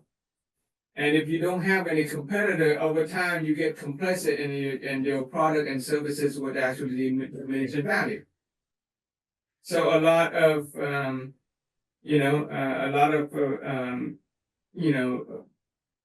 advanced thinkers in business world, they can appreciate their competitor for creating a sort of a lively market in which they can compete in a win-win situation. Even though we're competing, if they win, it forces us to win. And the best way to improve product and services for the consumer is to improve ourselves as opposed to attacking the other people, the other person. Positive chemistry and my mindset. Yeah, exactly. Yeah. You can, thank you, as Mr. an, Wang, yeah, everyone. as an individual, we can be appreciative and we can honor and be grateful for people who challenge us. As an organization or business, we can honor and appreciate other people for challenging us. Two big competitors, Apple's and Microsoft. As in the computer world, you used to know Apple watches, and Apple computer, iPhone, and then there's Microsoft, which used to build computers. They were nemesis, right? Enemy, hate each other. People who are loyal to Apple will only buy Apple computers and Apple phone. People who were loyal to Microsoft only buy Windows. But at some point, those two owners, they realized that they can do better. So they actually got together. So there was a point where Steve Jobs invited Bill Gates to come, and they actually collaborated in creating the computer that Apple has nowadays. Apple is using infrastructure of Intel, Apple is using, Microsoft products. And so there's this marriage, even though they have their own uniqueness, it is the win-win situation that they came up with. Otherwise, if Apple and Microsoft or Intel would to continue their competitive way in the past, they would actually both be diminished. That is a society Yeah, education. it's very clearly example. Thank you so much. Yeah. So I have to leave now to cook Okay. our lunch. All Goodbye, right. Norman. Bye-bye. Let's see if we can hear something from Andre before we say goodbye for good night for tonight. Any impression, Andre? Well, it was good reminders. One, to make sure that to work, better with my kids, my children, Okay. to make them into talent assets. There you go. It's always a challenge, right? To help them help themselves and help us in the same time, be a team together, all of that without getting frustrated or stressed out that things are taking longer or it's not being done the way you want to do it and all that stuff, right? So it's a good reminder to put more effort into that. Because if you put in more effort into it, you'll reap the benefits down the line, right? So, and that's ultimately how we want to teach our children, right? So Yeah. it's a good reminder of that. And then the second thing is that I just started a job as a subcontractor this week, and this is a good reminder that I'm a really good asset, to their work, and value myself really well and overperform, because that's naturally what I want to do, but feel really good about all of that, and remember that you're a really good asset, wherever you go. So I thank you for those renewed insights, It's really good. I'm grateful for your response. Yeah. I think in day one or day two of the sharing, we went through the material right the materialization and the non-materialization circle. Do you remember that? Or maybe you haven't gone to it? I think so. That doesn't sound familiar. You have it here somewhere. So there was an idea that when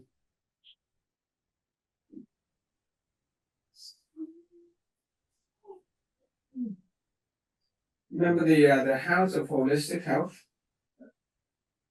Okay, I do. Yeah, the House of Holistic Health. I need to get more organized here.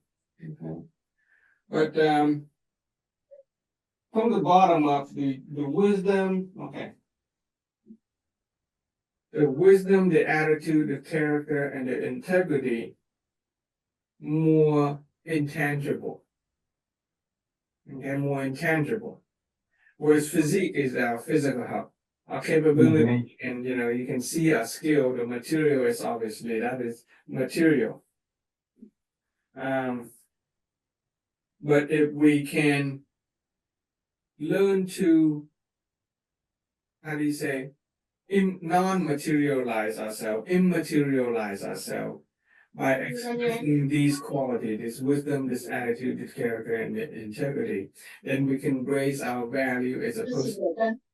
Right? When you are a subcontractor, they hired you because you have certain capability, your ability to perform the job.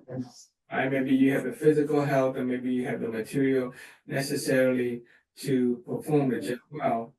But at the same time, if you can express your wisdom, your attitude, your character, your integrity, then your value as a person will be, head and shoulder above other people. Exactly, and I think that's where we normally forget that we can work within that area too, right? Yeah. Okay. And that's how we immaterialize or intangibilize ourselves, okay, by infusing the non-material aspect into our person, So that when, you know, other people look at us, they say, oh, this guy has something more than the rest of the other subcontract who also have the same ability to, you know, build a house or perform a project. He has something intangible. Okay. Excellent. Thank you. Yeah. All right. Right. Yeah. Very grateful for your presence today. Okay, you guys. Love to see new Thank faces, you. see old faces. You know, invite new people to the. Okay. We'll see you later. Good night. All right. Thank you, Thank you, everyone. Good everybody. night. Bye-bye. Goodbye. Em